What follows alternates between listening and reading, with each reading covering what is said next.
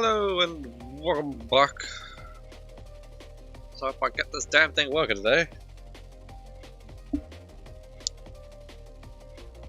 Pause. I never check anymore. Is anybody on D-Live I know going right now? No. Down. Oh, don't full screen. Small there. Okay. Okay. What am I doing? I am I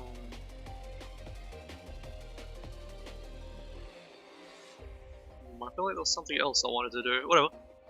Could've. Oh yeah, that's right. I was gonna check to see how's YouTube's going. It seems to still be going. I get an email whenever it goes live, so that wasn't happening before. Fine that it is now working.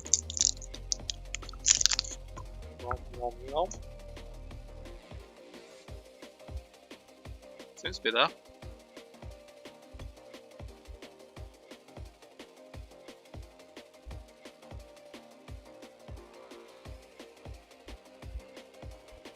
What does my stuff look like? Unlisted. Serious right now?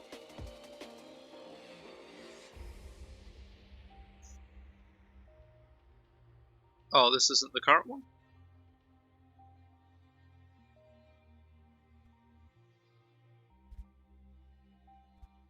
Okay. I got some views on some of them. That one got 3 views. And that might have been when I was trying to check this thing. I don't really know.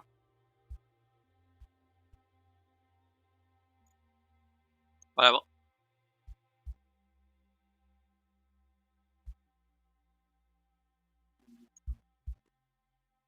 Delicious cherry ripe.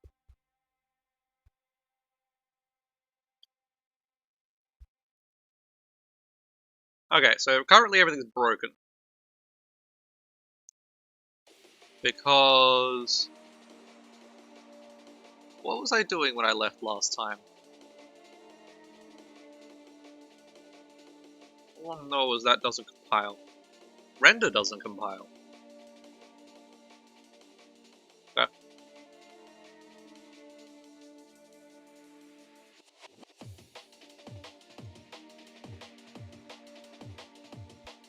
Why does render not compile?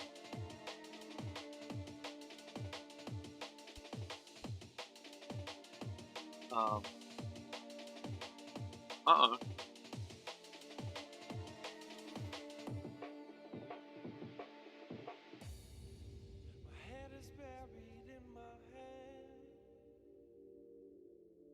I haven't done anything to render. I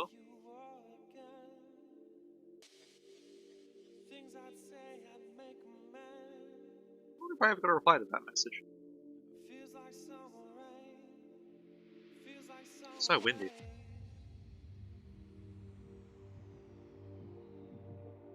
No reply.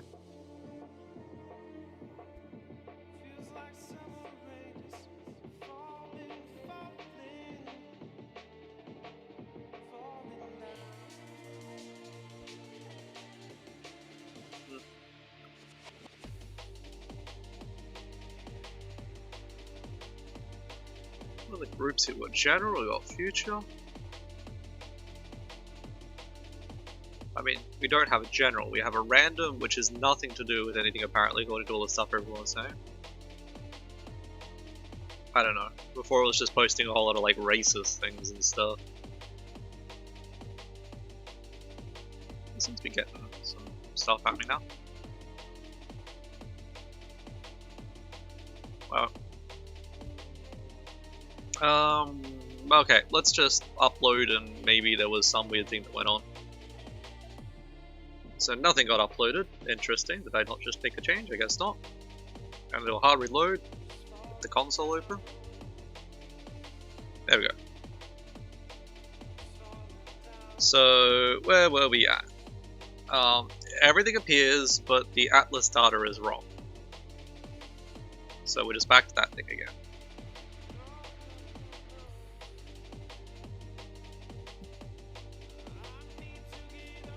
So where in the world do I even begin to look at this? Again, everything should be working fine.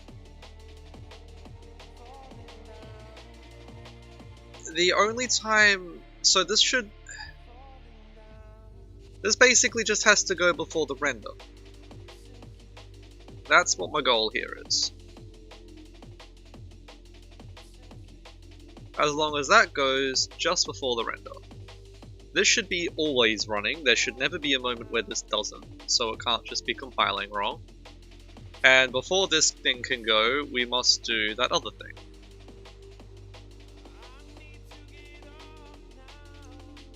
Which seemed to be working there. Systems. Hello, Concha.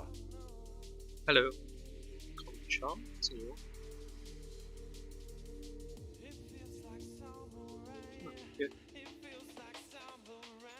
So, feel free to ask questions if you want to know what's going on. So, maybe it's something wrong with the other thing? I doubt it. It shouldn't have any problems. Thing that makes the information that this then uploads. Let's see what this does. Fairly certain I tried this yesterday. I try to get my dynamic texture atlas creation thingy that's running on the graphics card to work, which it isn't. Work in a different way than it was before. So, we've lost all information here, apparently. How have we lost all information? Because it's got to be done before that happens?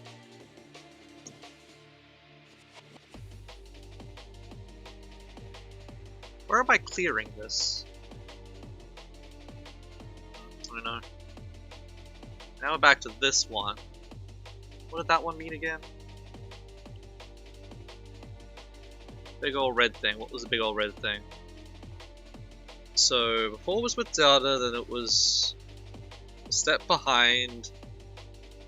This is no information. Systems. I would like to know more about the goal of what you are doing. I make concept art for games, so it is fun to see the beginnings of a project. I mean, it's sort of the beginning. I am building a 3D game engine from the ground up, line by line, letter by letter, no libraries, no nothing. I am using the graphics card with WebGL, but not in the way you think it's done. I'm just using it to write my code in a fancy fragment shader, if you know what that is. But basically you would normally think, oh, it's WebGL, there's a thing, and you just feed it information and it pops out meshes to get displayed on the screen, but no. Every single pixel's on the screen because they tell it to be there, which currently doesn't really look that good because it's not working. I can't figure out why. I know this should work, doesn't matter where I put it. As long as it's... ISNT, that super ambitious short face. Oh yeah, but I'm really bored, so not much else to do. I don't really have anything particular I could show you right now. I guess I could just turn wireframe on if that's still a thing I can do. There you go. There's the wireframe rendering of what the world's going on. There's a bit there where it suddenly flashed into existence. There we go. I tried to build a factory building game, but yeah, a little bit all over the place. Do I still have Blender open? I assume so. I've got everything else open. That one probably. Ludicrous Devil, hello. Hello. Wow, 2 people. Like 11 hours stream the other day, I only got like 3 views. Systems. Oh, a factory building game shot face. Yeah. So this is sort of like I made it an importer thing so I can import models from Blender. And this is sort of like an example of what the first sort of setup of a factory might look like. Ignoring the green on the ground, that's just for the modeling in Blender, so I knew where a tile was. It's a 9x9 grid. You have conveyor belts and combining blocks, and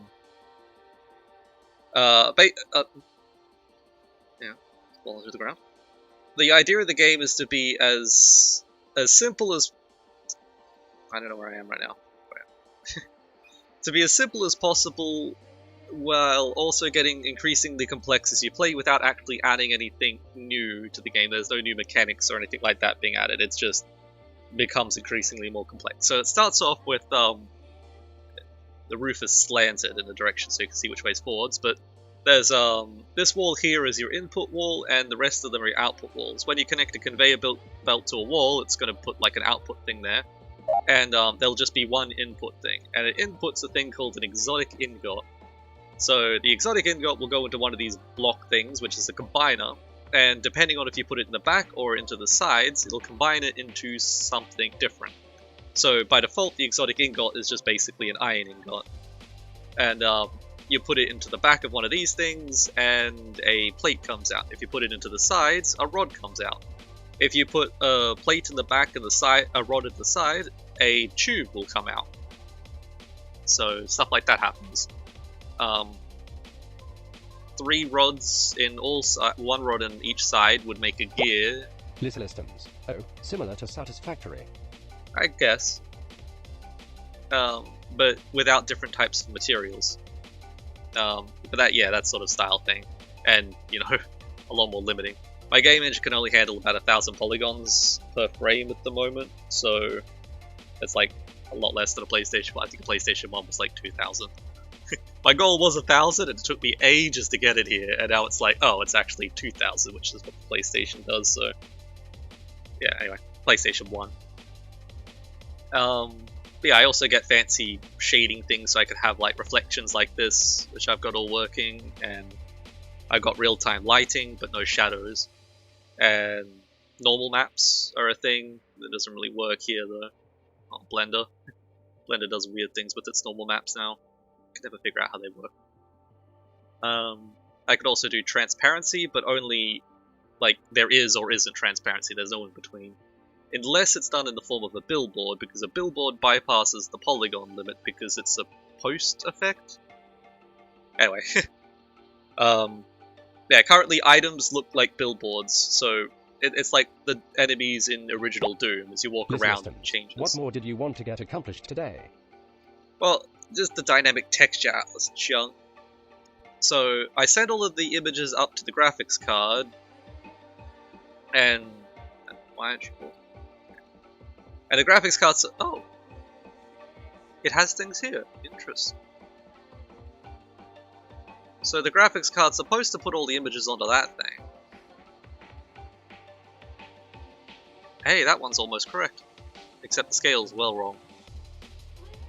Okay, I think I might have an idea what's breaking something.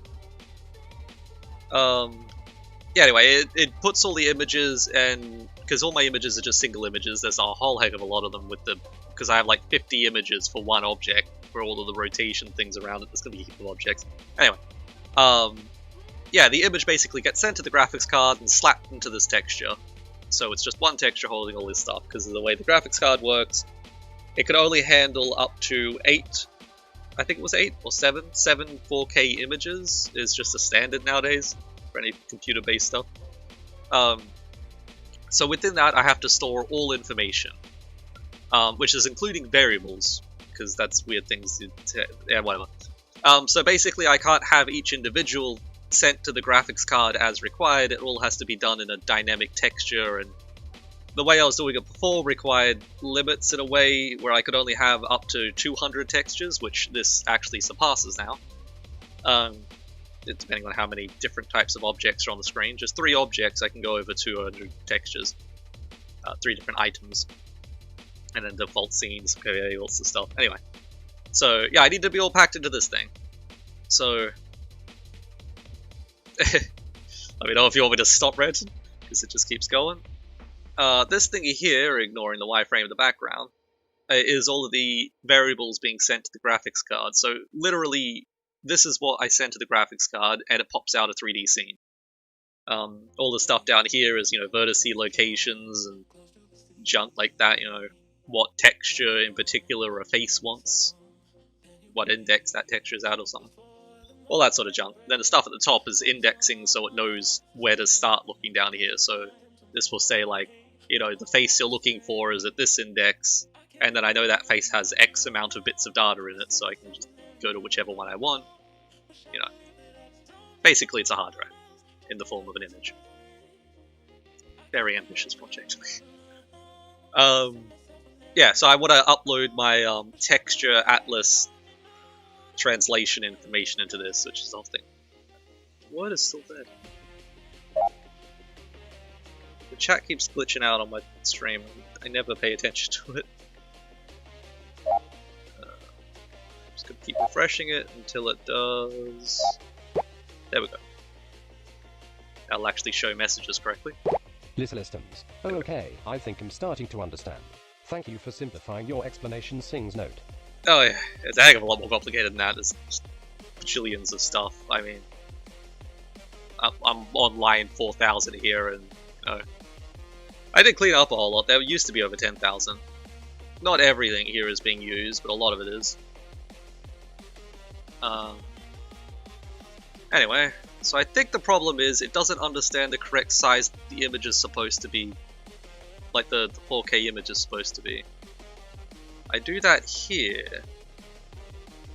But no, that can't be right. I mean, that's got to be right. I can't see a problem being there.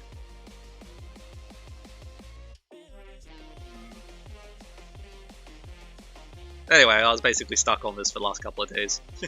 I managed to make a whole lot of progress, but for some reason this one doesn't want to continue that progress. Rather annoying. But I got some, if you want to do some concept stuff, if you want to help me with the project, by chance, would be really great, because nobody ever does. Everybody wants to help, but nobody actually wants to do it, that's the problem. I got a heap of game ideas, if you want to hear them. Stuff that I was previously doing. I think this is the... I've rebuilt my game engine 4 times now, so from version 0. And this is the 5th game that I'm trying to make in it now, in this rebuild. And I've got the next ground up rebuild starting to be planned as well, so... But I decided to continue with this project instead of going on with that. Yeah, I got a few other games. I think they're actually on my website. I'll show you. Just... what's the button I'm looking for? Shift escape. Crash that, so I don't end up crashing my browser. You can find a link to my website if you scroll down, although I'm not sure how well stuff's going to run on the computer for you. Especially one in particular? Is it not here? Oh yeah, the Doom one. The Doom one might crash your graphics card. If you're on Linux, apparently. Systems. Well, yeah, if you need concept art, then I can help out. It's important for me to see the game being made so that I can create art that fits with the intentions of the developer. Yeah. Well, this is one that I have a whole lot of hope for, which... Do you watch Zero Punctuation by chance? Because that guy has been doing this whole dev diary thing. And, he was making a game, like, I think it was 12 games in a year or something. Or, no, wasn't that? A game every month? Which I guess would be 12. Was it every 2 months? I don't know, whatever it was. And he kept talking about this project he was doing just... Systems. No, I have not heard of him. Oh, yeah. Ludicrous Devil, what language did you write your engine with? And did you use any libraries like OpenGL or anything?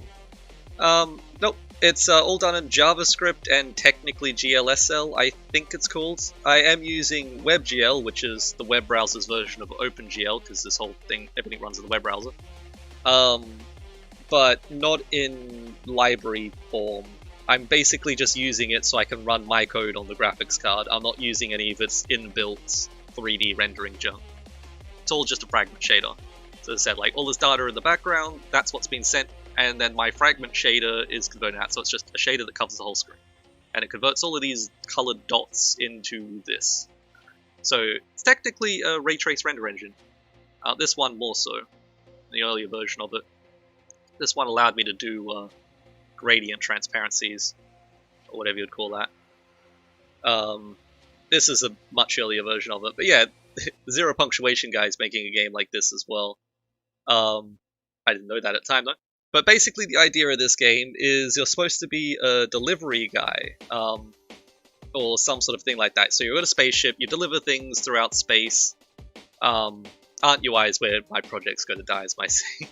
So it'd be really great if you help. yeah, so you're on the spaceship. It's all baked in textures here. There's no lighting. This is before I got all that working. And yeah, you have to deliver cargo between places is the general idea. I haven't read about this for a while, so I've gotten half the stuff right now. I'm like 4 projects past this one. 3 projects. Anyway, so you got to deliver cargo from point A to point B, and the goal of the game is more to keep your ship running as you do it. So you've got all of these rooms along the way. There's like a rec room, treadmill thing. You'll have to keep your stats up, so, you know, like, you got to do exercises for X amount of time. You have to eat, you have to sleep. It won't literally be you have to just stand on this and then the clock ticks by. You'll just interact with it and then time will jump forward, which is the idea of it.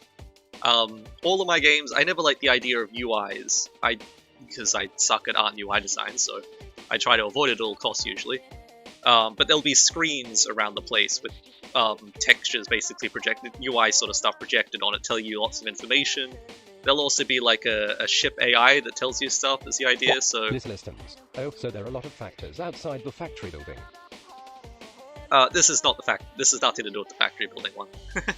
I could combine it all together, I mean, there's no reason I can't. That's what I always used to think of whenever I thought of games. Making some grand thing where every single game fits into the same universe and could be bundled together and connected together in different ways. So, literally, you could be playing one of the games and then it turns into the other game and then backwards and forwards, you know. But yeah, this one's just you're a spaceship pilot, more like a janitor, I guess, spaceship janitor sort of thing, because that's mostly your job. Anyway. Systems. Oh, I see LUL, a freaking game LUL. Yeah. But yeah, this one's, you know, you focus on the minimalist, most basic form of the game, and you get that working, you get that polished, and then you can add new features afterwards. That's what I always say. You don't have to start with your end goal, and you'll probably fail if you do that, because it just gets too complicated. The feature creep, as they call it. Yeah. So, this one, you just deliver it. But, yeah, there would be clocks in the things that tell you what the time is. There would be, like, color-coded areas for, like, you're supposed to eat when it's within that time, and sleep when it's within this time, sort of thing. If you go over it, your stats start falling in some sort of way, but there's no UI, so if you get too tired, maybe everything starts, like, fading every now and again, like you're, you know, closing your eyes, and then maybe you just go unconscious, and then you wake up, like, every time you do the blinky thing, time skips forwards a bit. So that could be really, really bad if stuff is happening while you're sleeping, like your whole ship's breaking apart, you're in a hurry to fix things, and then you're passing out and stuff. So you gotta balance that. You gotta eat, sleep, as I said, and exercise. I also have the captain's quarters, so you've got a bunk bed, because, I don't know, I'm just doing whatever I imagine. A table, I think that was supposed to be. For some reason I remember it being on the other side. That was a different game, I guess. You got a bathroom. A shower would be in here, but I don't have glass on it, so it doesn't show. So, you know, you could go to the toilet, shower, do hygiene things. The server room, so the other thing you would be doing in the game is just keeping the ship running, as I said. I don't really know how that would work. I tried doing more detailed things of one room in particular, I'll show later, but that's not in this version, and I can't figure out what version that was, because I do not keep records of my stuff very well. To do a backup, I just copy the whole folder. I don't name it or anything, so I got like 20 different folders of all the different variations, incarnations of this. But ideally, there would maybe be some sort of a blinking light, and well, that means there could be something wrong. So, I don't know, you click the blinking light, a drawer pops out, maybe a hard drive's being fried, it's all black and crispy. So, you would gotta take it out, replace it. So you would... Systems. So start with the minimalism and then build it up. Yep. I'm assuming there's a lot of lag in the stream. You never know how much lag there's gonna be. So yeah, you would get the hard drive, pull it out, and then go down here, I believe it is. So here's the storeroom. You'll just have like sprites, because 200 polygon limit, 1000 polygon limit the game has. I don't think I have, there's no wireframes or anything for this version of it. You can see a larger amount of polygons when the stuff in the background rises up. How many things it's trying to render. Systems. It'll refresh BRB. Okay. Although, You're probably hearing me saying okay in the past because you've already done it. Could be back by now, who knows? Anyway. Gonna assume... Back on okay. jar. So, yeah, you took out a hard drive from upstairs because it broke in the server room, or so you would assume. There would probably be something saying that it's a hard drive or something, I don't know, pop-up text thingy. Then you would come over here in your storeroom and you would find where you're keeping your hard drives. This is supposed to be like a walk-in freezer, cold storage sort of thing. You can have things stacked up. There'll be a lift here is the idea, so you'd press the button, it will come down, you hop on it, it'll have a button on it, you press it, it goes up. Yeah, you grab a hard drive if you happen to have one. And then you go back up and you plonk it back in the drawer before some more things go wrong. And like put everything back. So there'll be like different levels of problems. So like a blinking dead hard drive might be a minor one. The hard drive might cause other problems because maybe that hard drive did something. So there'd be like sections of the it's a bit of a complicated game, really, like the ideal form. But yeah, there might be like sections of different components on this thing, and maybe that hard drive ran something. So your life support starts degrading because it doesn't quite know how to work anymore. Where's life support?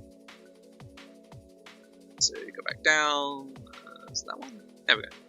So life support, that'd be a big bubbly tank of stuff being filtered through up and down here is the idea. And then you got like oxygen scrubbers, I guess. I don't know, and a big intake fan thing over here. Every utility room has like a console thing telling you general information about the room. So it might be telling you power usage. It might be telling you airflow, acidity of the water. And you'll notice like the acidity of your water is starting to tick up a bit. It's a little higher than it should be. Probably just be shown with green and red areas in the dial or something. I don't know. And yeah, maybe your hard drive's been out so long, one of your scrubbers have broken in the filtering things. So I had a box here in a different version which would have your scrubber stuff. So you know, you open it up and it shows one of the scrubbers all worn out or something like that. So you're going to take that out, go upstairs, grab a new one, plonk it in, and there you go, you're back up to full power. Because while your scrubber's not working properly, your pump's pulling more power or something. So, oh wow, it is complicated. Beg one, this is so cool. Yeah. So you could be using more power. Because you're using more power, you're using more fuel, because you've got to generate that power, because using more fuel, you might not get to your destination. And you'll be stranded out in space. So, yeah. That's basically how it goes. So the hard drive might be the first thing you pick up, or maybe the first thing you pick up is from the power room where, well, actually from the cockpit will show basic information, say, you know, the amount of fuel you have is like, your utility stuff would be over here, flight stuff over there, communications over there is the idea. Systems stranded out in space, not like this. Yeah. So, your dials, your mouse inputs. Your dials might show, you know, you're using too much fuel, you're not going to make it to your destination. The AI might say something, and you know, you come over here, you take a look. It might tell you general information, like how much the utilities are taking and other things are taking. I don't know. So then, if that was the first thing you noticed, you might go down and check out the power room, which I believe is that one. Yes. So you got a whole lot of generators. I was thinking like there could be bearings on it, so maybe like a bearing is glowing red because it needs to be oiled. I don't know.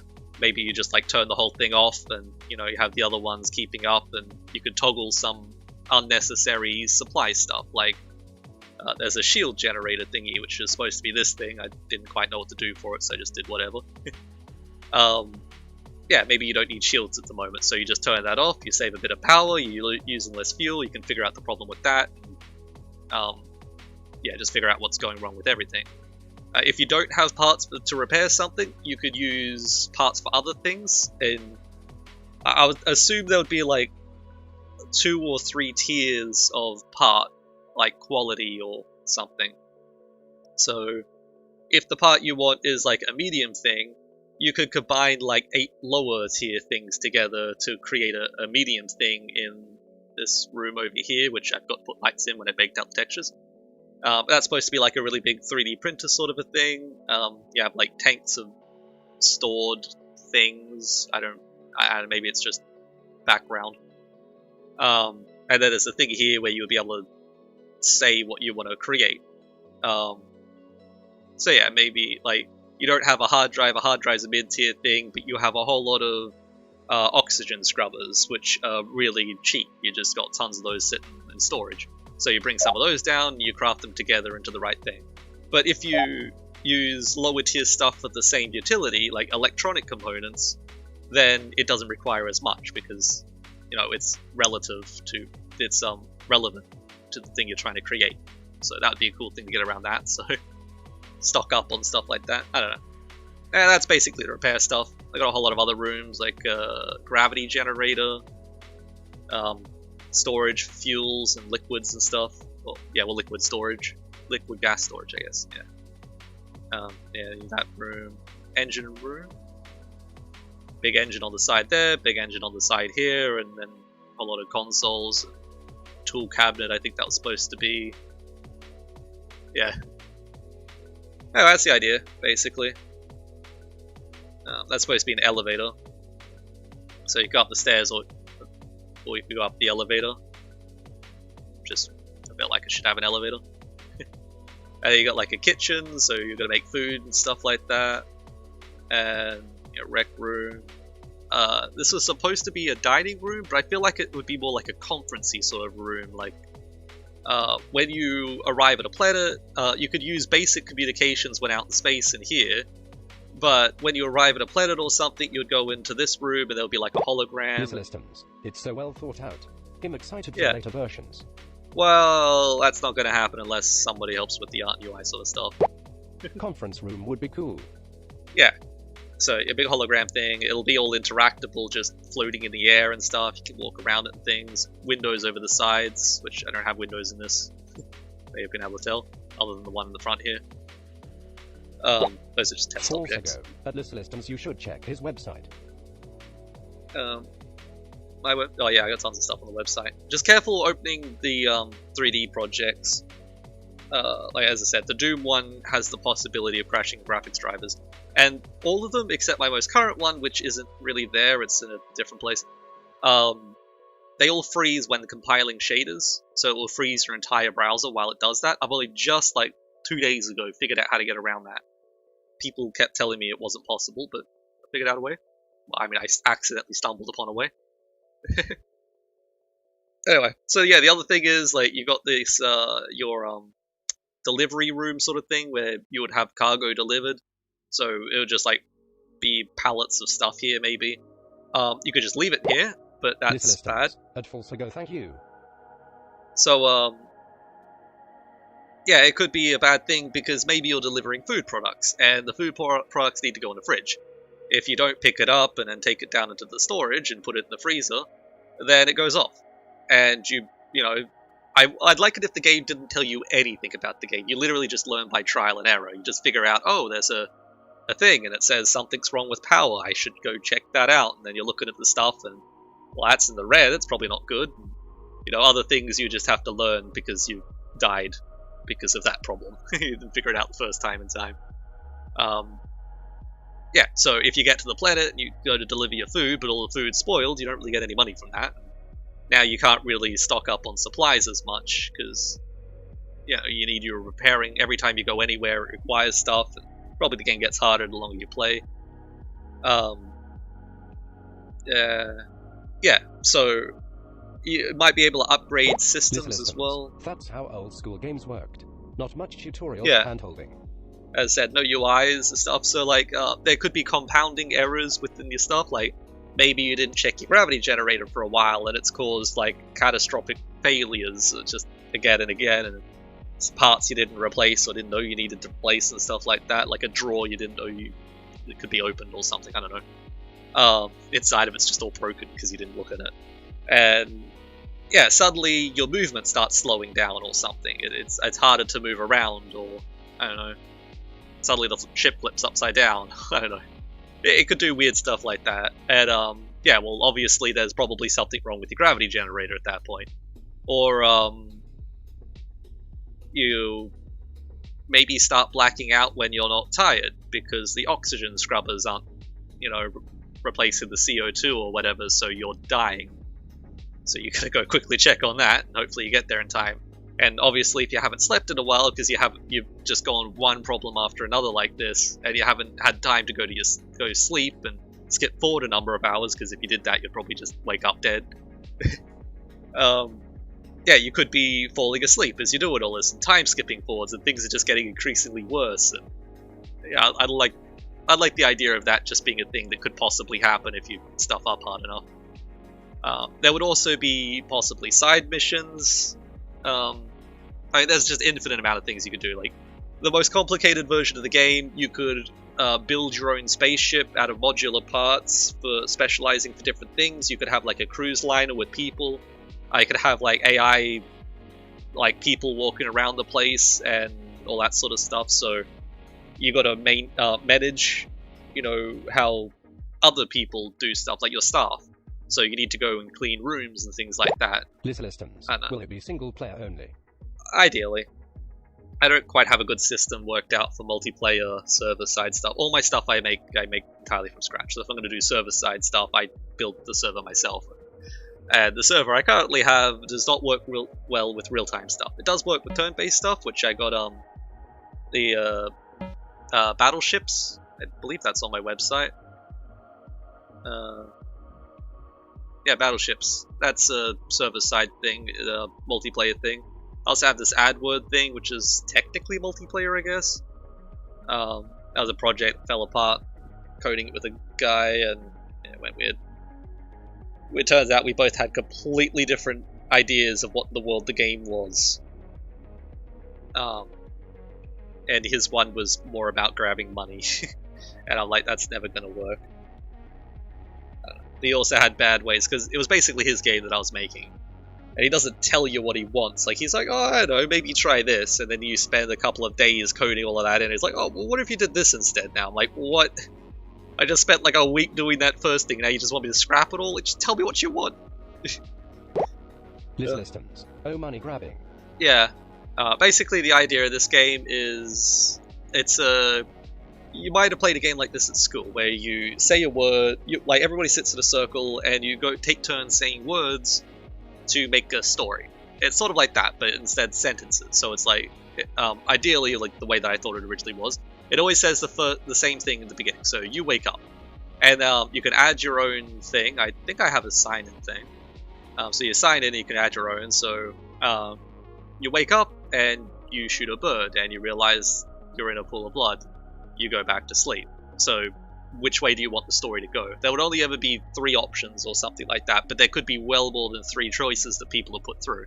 So if you add your own one, then the next person who looks at this might have your option appear in here. So yeah, you do that to continue the story. Systems. Yes, that's me with some customers. You spend forever on something and then they change it completely, not like this.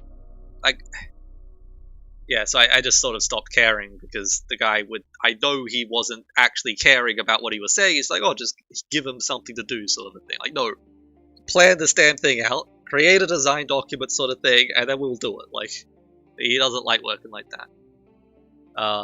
So yeah, and then you go back to sleep. So you wake up, and you go back to sleep. And then you got 2 more options, so it doesn't have a third one.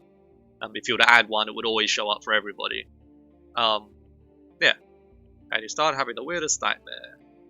Go to the store, drink a beer, eat donuts. Yeah, this one's a different color because there's no more branches after it. So you could click that and then continue the story. Or you could have branched in a different direction before this point because you didn't like where the story was going or something like that. You'd also be able to refresh to give yourself another 3 random options. But that's where the idea started to differ a bit. He wanted you to basically have a token system. The tokens would refresh every X amount of time, so, you know, maybe every 10 minutes you get another token. Systems. That's a cool concept. Yeah, so I thought. Like, it's definitely something people would use. Like, just sitting there on a bus on the way to work or something, you just click through some random stuff. You'll never get the same story twice if enough people used it. But yeah, to refresh the 3 options, it would require a token. If you didn't have any tokens, you couldn't do it. To create another thing, it could require 10 tokens. Which, yeah, it's understandable to stop spamming and stuff like that, but not in the early stages of the game. That would be a later on thing when it becomes a problem. before the actual release though, but not necessary at the beginning. Yeah, if you wanted to save where you currently were in the story, that also requires tokens, and I think there was something else that required tokens, I can't remember what it was. But yeah, the main problem I had was limiting people being able to write stuff, because that's the whole game. Like, the users are the ones who are creating this. If you limit that, then the game doesn't happen. There's no way to jump backwards.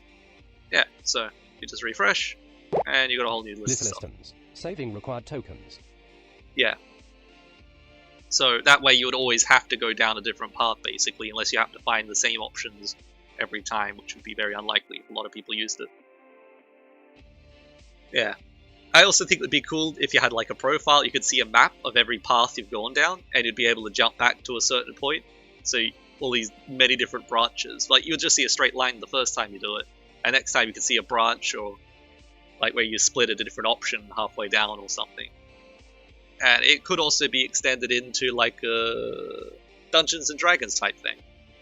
So when you add stuff, you could add specialized tags. So like you require an item or something. So previously in the story, you would have maybe had the option where it would have gone in a branch and led back into the main branch where you gained an item. And then later on, you're at a gate and you require a key. If you have the key, that option will appear, otherwise don't worry about it. Systems. Yeah. Here a branching map would be awesome. Yeah. But, yeah, that's well more complicated than future stuff. We've got the basic thing, if you just have options, you type in a thing. Nice and simple. That'd be like version 2 of this thing. Yeah, that should work. You should be able to use that right now and add stuff to it. Anyway, back to this game. So the other thing in this game is there could be like asteroid stuff. I could have it where an asteroid literally just like breaks through the glass, breaks through this control panel, and out the other side. So you'd be losing oxygen, and you've got to go fix the holes before you suffocate.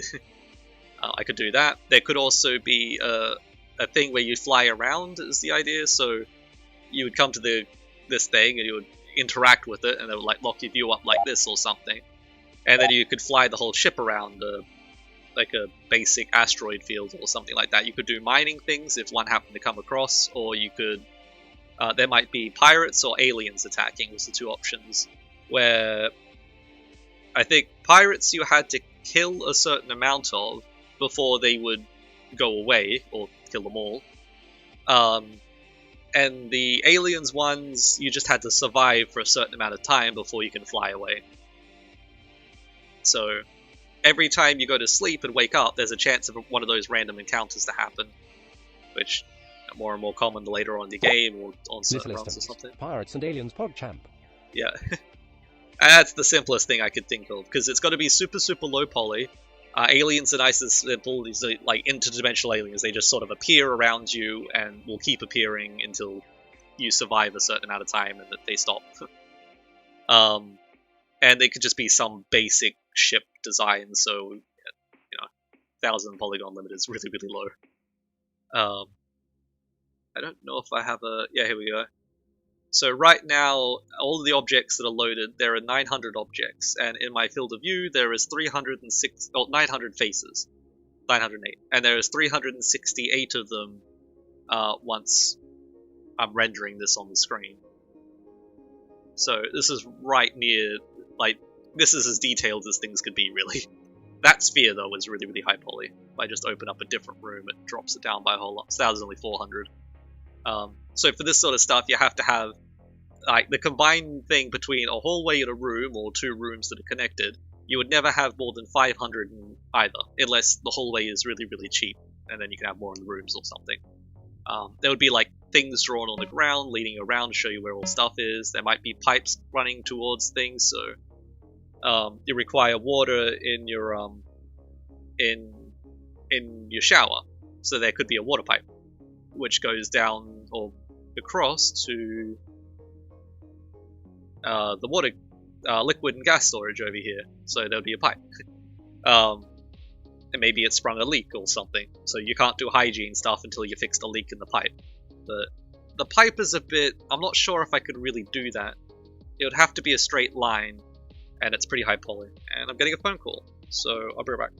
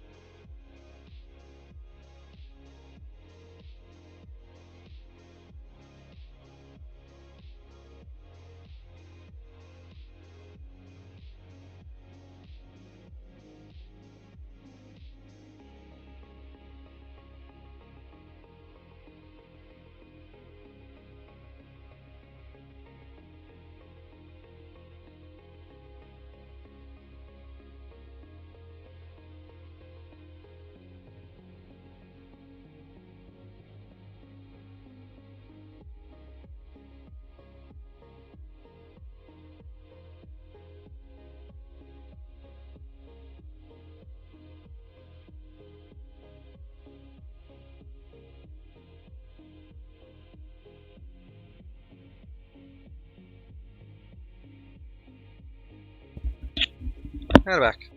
Am I back? Oh, I'm back. Okay, sorry. My mum just rang. She's just wanted to talk about stuff. But I'll be ringing anyway later on today. Anyway, what was it going about? That was pretty much it for this game. But I like the idea of this game being like really low quality, low res, pixelated stuff like this. I think it looks pretty cool. If you're still there. Little Estons, what time is it where you are? 3:30. Time has no meaning to me though. I just do stuff whatever. But yeah, half the trouble with this sort of stuff is trying to design it within that poly count, because you can't have large amounts of detail. It's going to be as minimalist as possible. Yeah. This was another one I was trying to do where this when I added in lighting and stuff. I only started this whole project to make this loading screen, and then I just got stuck. And now it's like a year later, or half a year later now. I don't even know how long. So yeah, this is what it does when it freezes. So it's no longer a problem. Little Estons, it's 1:33 AM here. LUL. I was wondering who was calling this late at night. Yep. I'm in Australia, mate. Good day. It's a little laggier than I remember. Yeah, I got normal maps and lighting and all that sort of stuff working in this one. Although it's very laggy. It is not happy at all right now. This one, if you ever played a game called the Raft, I think it's just called Raft. There's a whole lot of games like them now though. Basically you're just sitting on a raft and you got a hook thing that you could throw out into the water and you can catch things floating by. This is supposed to be a game like that. Except instead of a raft, you're on a spaceship. Little Estons, did you make these textures too? No, this is just random stuff. I just googled normal maps and this sort of looked cool. Like it looked like a nice thing for testing. Yes, I played Raft in its early days. Yeah, same. So yeah, this is supposed to be like that. You go outside, you float around, you get oxygen, and then you like fly into some trash and pick it up. It only shows the section of the ship that's currently loaded. Yeah, the main problem with these space games is I hate the designs of the spaceship. This one in particular is a real bad design. And yeah, so it would just be like that. You got a little crafting station here. The idea of this game, though, is there's this big old black hole in the distance, which is supposed to be on the other side of the ship, but when I was creating it, it was easy to do it over here. So I could test to see how well things were working. Yeah. So your spaceship, you're just on the spaceship for no particular reason. You're getting sucked into the black hole, and you have to keep the engines of the ship going. That's not normal maps. That's with normal maps. It's the only difference between these two. Crazy. Yeah, look at that difference. Yeah, I was just trying reflection maps. Was the last thing I was doing. Basic ones of those. Anyway, yeah, you got to keep the engines going. To do that, it's got this thing here called the junk juicer, I'm calling it, where you would put your junk that you fish out into this thing, and it would slowly squeeze fuel out of it. So yeah, that'd be that. There's also a bit. So you got to constantly put fuel or junk into this to make fuel to power your engine. But the more valuable your junk, the more fuel you'll get, and the quicker you'll get it. If you put just low tier stuff in it, it'll be really, really slow and pretty much not give you anything. It'll just slow down the amount that you're currently using, but it won't top up your fuel supplies, it just uses it slower. So you got to be careful you don't put too much in there, and then you run out of fuel because you couldn't put good stuff in there to actually get fuel. But you also need the good stuff to repair the ship and do stuff. Again, with the 1000 polygon limit, I can't really make a modular building system like the Raft because you would be very, very limited. Little Estons, oh I see. You have a lot of really good concepts. Yeah, well, I've been doing this for a long time. Yeah, you have these modular building places here, so you could build like a extra fuel storage thing, so you can store just, you know, a little bit more fuel, or an item thing, so you can store a little bit more junk. Because otherwise, you can only really hold stuff. There's not really an inventory that you have, ideally. So you'd go out, grab something, come back, which might get pretty tedious, actually. Maybe you wouldn't do that. Maybe you would have an inventory. I think I was going to go with an inventory. I can't remember. yeah, there'd be lots of other things limiting you as well. There would be a weight limit, so if you have too much stuff in here that you brought in from outside, the ship gets weighed down and suddenly you start going backwards with full power engines, or maybe your fuel gets drained more. I was thinking of a power system as well, but it just seems a bit too tedious. So really you wouldn't be able to hoard stuff. You need valuable things to progress, but you need valuable things to create fuel. You can't hoard valuable things because if you have too much that goes backwards, valuable things would be heavier. Also, the more valuable things you have, the less likely they are to spawn, so that would be another way of limiting it. Yeah, and there'll again be an AI telling you what to do. So you only got access to this area here at first. The first thing you got to do is craft a basic repairing thing, like a hole puncture repair kit. So you got to go out, grab the stuff. You got to deconstruct things, which you can do with your hands. So you might get a crate. You deconstruct the crate, you get what's inside. You could also deconstruct certain objects and stuff. Anyway, then you can craft it into things, but it only gives you components if you deconstruct stuff. Yeah, anyway. So, yeah, you would craft the thingy, you fly outside, you stick it on a hole in the window, and then this is a problem because when I open up the door, lights go away. You can sort of see. So this is an elevator, you hop in, it just automatically starts going up. It's very shaky, because why not?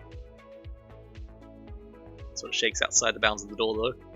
There you're in the top layer of the ship. So this will give you access to the captain's quarters, which you can go into, and you got a bed, table on the other side, that's why I remember it being on the other side. You also got your bathroom thing. Oh, interesting.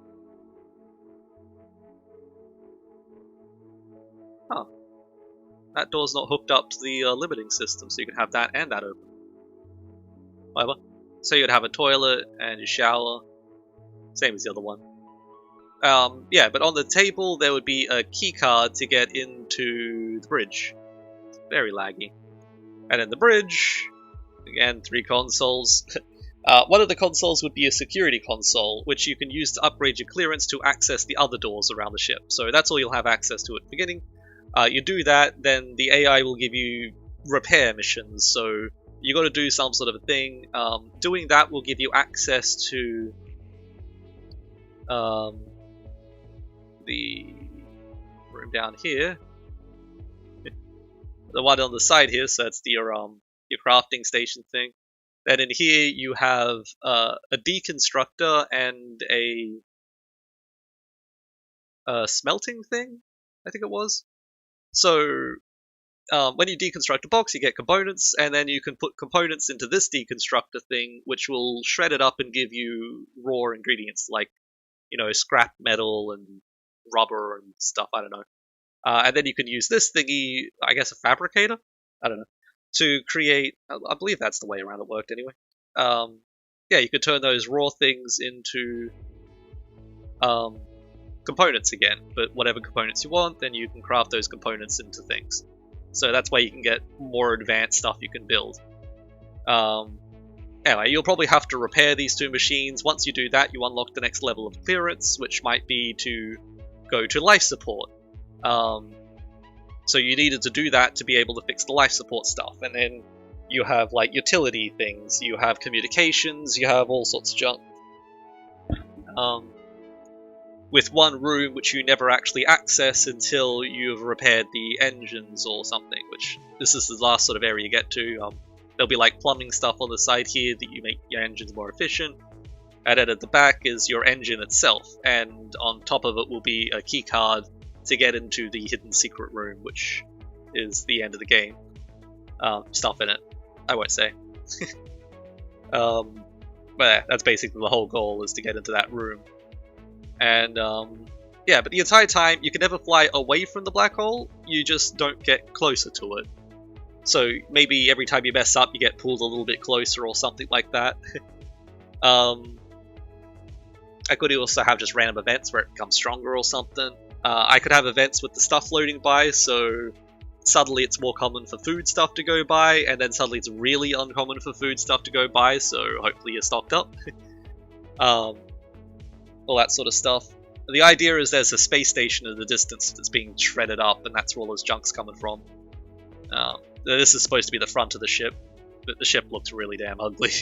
Yeah, you can't really see it here, but it's basically just this thing upside down on top of itself, and then like wing things that stick out the side, and engines at the back, and this cutout part. Listen systems. Oop. Yeah. Anyway, that's the idea. I was wondering where the junk would be coming from.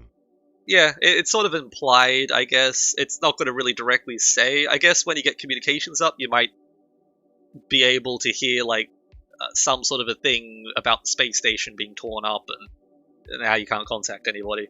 So yeah, you just got to survive until you're done all the stuff and you get into the back room.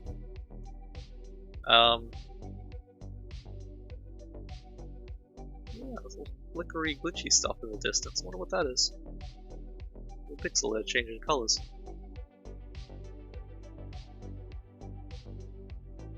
Weird. I have no clue what that's supposed to be.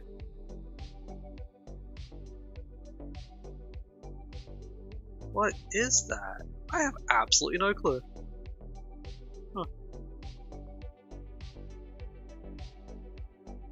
I mean, I feel like I know what it is, but that wasn't implemented in this version of it.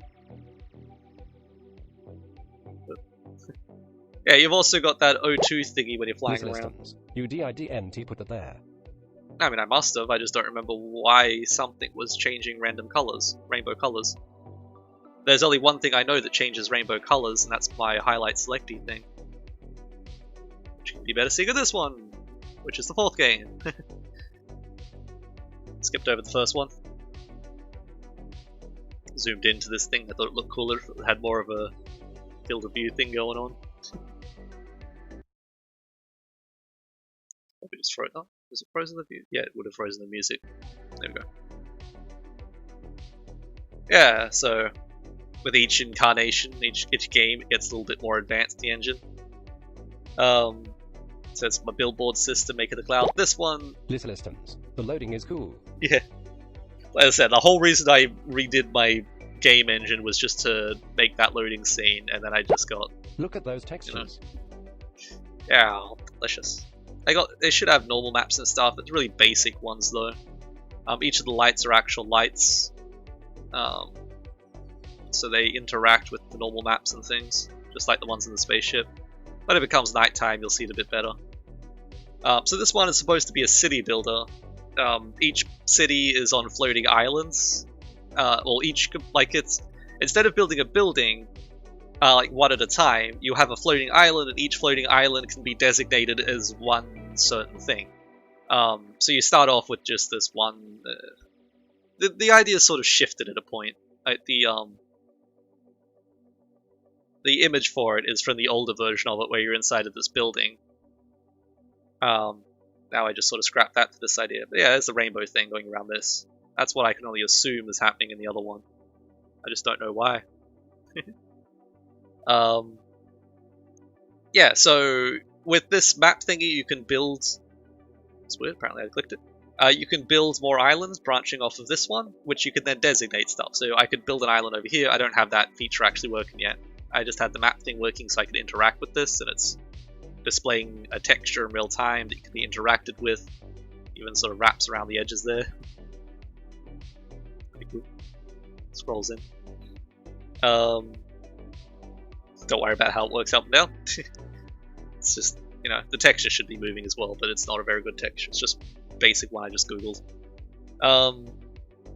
Yeah, so that's where you are, and you can create another island over here. And the idea I originally had would there be like stamps, so you could like pick up a stamp and then stamp that island, and that would designate it as a farming island, or a bakery island, or a housing island, or something like that. You'd also be able to move your entire island around the place, so there'd be a big map, probably hex grids, because why not? It just looks cool. It's not a real benefit of hex grids. It's just a normal grid, right? 90 degrees, 45 degrees. Anyway, so yeah, you'd be able to fly your entire island around. Every time you sleep or a day passes, it would go to the next tile in the direction you were trying to get to. There would be islands that you can board, like land masses, floating land masses. Everything's floating in the sky. The whole idea. So you're just on this big floaty island thing. You wouldn't be able to walk off the edge of it, really. It's just for me. Builds a dynamic sky for it, very basic, but it does sunset, sunrise stuff. As it gets lower, changes the hue of the lighting. You got a farm, so you can grab some water from the well and water the plants. But then I got really, really annoyed with this because I couldn't get the texture to do its thing correctly. I just wanted to scale it down, but Photoshop was not having a fun time. Listeners, just walk off the edge and end the game, LUL. Yep. Yeah, and then Atlas Packer problems start there, which I'm just fixing this problem now, is what I should be doing right now. Yeah, so you would water it up. Ideally, it would be growing over time, so you got to water it until it's watered, and then it will grow over the next couple of hours or something. Then you could harvest the stuff, put it in a box. So it's all meta inventory style is the idea. You don't actually have an inventory, but you can store stuff in your inventory. You can't look at it, but, you know, just like watered, you know, I can grab more water from the well. Once I have enough water, you can't get any more. There should be another message there, but it doesn't have enough texture slots left to show it. Yeah, it says like water full or something, because you got enough water full. And then when you water it, you run out of water, it will say no water or something like that. I don't know. Can't remember exactly what I have it saying. Yeah. Listeners, interesting. No visible inventory. Yeah. So when you're harvesting stuff, you can pick it up, and it's like +1 potato or something, or +10 potatoes, and then it will say like potatoes full, and it won't let you pick it up. So you're gonna go to the box, click on the box, dump off all your potatoes, so minus whatever you have in your inventory, and then you can pick up more. Then for a basic beginning idea, this would be for raw stuff, and then this would be for food. So you just dump it the raw thing, and food pops out the proper one, the food one. So you click on that, and you eat. That's cool how that gradients work. Yeah. Everything else is just there because it looks cool. Random rocks, really shows off the lighting with that. Looks real nice. I have this ball here. This ball doesn't have any texture on it. That's just lit up entirely by a normal map. Otherwise it would just be completely grey if I didn't have the normal map on it. I can click on the bed to jump the time forward by 3 hours. Yep. And that's about as far as I go with this. So I had everything planned out. Originally you started in that building, which was like your castle, I guess. You had a whole island dedicated to it, but it was really, really complicated and too high of a poly count. And then I didn't really know how to redesign it. So, yeah. Listeners, BRB gotta go potty conchar. Yeah. Just, skip past the screechy guitar riffs. You know, let's just skip the song title. Anyway. Big old drawbridge. Goodbye, my island. You'll be missed. Should disappear once they get a certain distance away.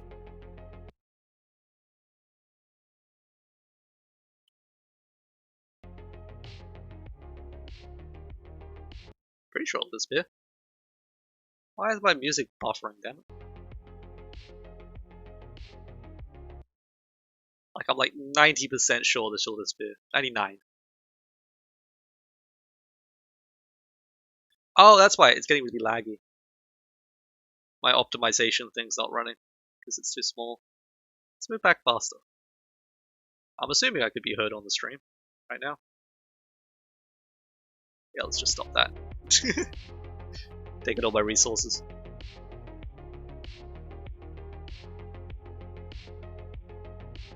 Yep, such fun times.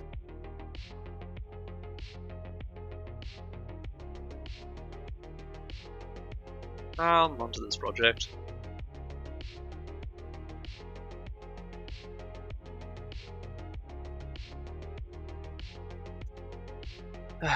So, texture atlas, what be thy problem? Where was I at? I was assuming it was going to be something wrong with the screen size, but that is what it is, and it is what it is. I doubt it's a problem with offsetting the texture slots, because that should be irrelevant. That is what it is. No, the problem is with the data image. The data image is going to be used before here, otherwise that can't be done. That should be keeping there through both renders, because I'm not changing the program. Draw to buffer, apply buffer. Buffer is in 1. Atlas is in 1.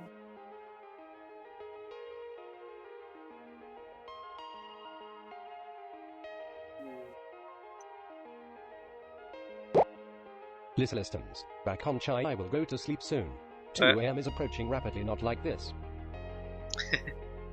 Well, feel free to help with any of the, if you'd like to help with any of the things. I've also got like flowchart things around the place of what in the world things are supposed to be about. Did I make one for it? Oh, I was gonna make the one for the GP thing. I'm still in this one. It really needs to be separated out to its own flowchart. This is the factory building one, so the ways you do stuff. So ironing got the side makes a rod in both sides, and a plate in the middle combined to make a frame, and a frame, a gear, and a rod combined to make a mechanical component. That makes a mechanical MacGuffin. And then exotic ingots and the mechanical MacGuffin make a copper ingot. That's the idea. So that's the idea with this one. And then you have like copper and iron, so at the end of that you have an electromechanical MacGuffin, and then that will make a silicon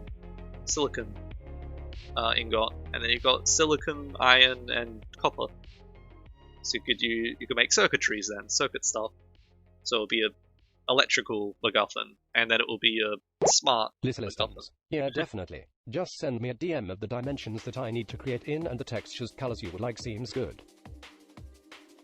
Well, I mean, that's sort of up to you. If I could figure out those things, I could just do it myself. Any game in particular you'd like to help with? Didn't I have a... I guess I put them.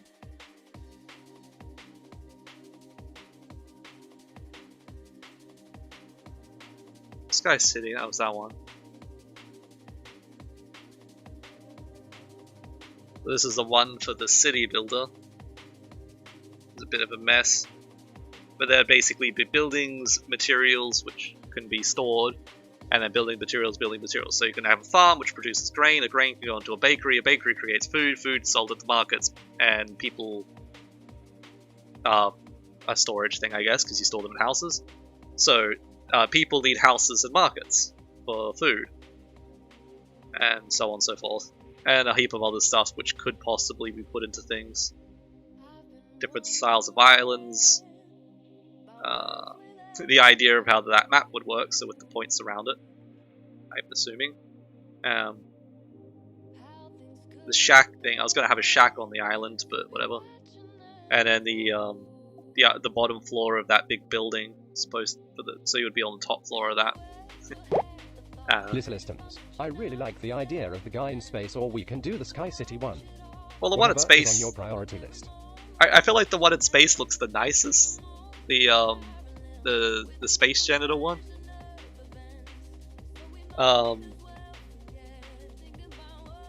Yeah. So I should have a thingy for that. That's one of my more complicated ones because it's reset.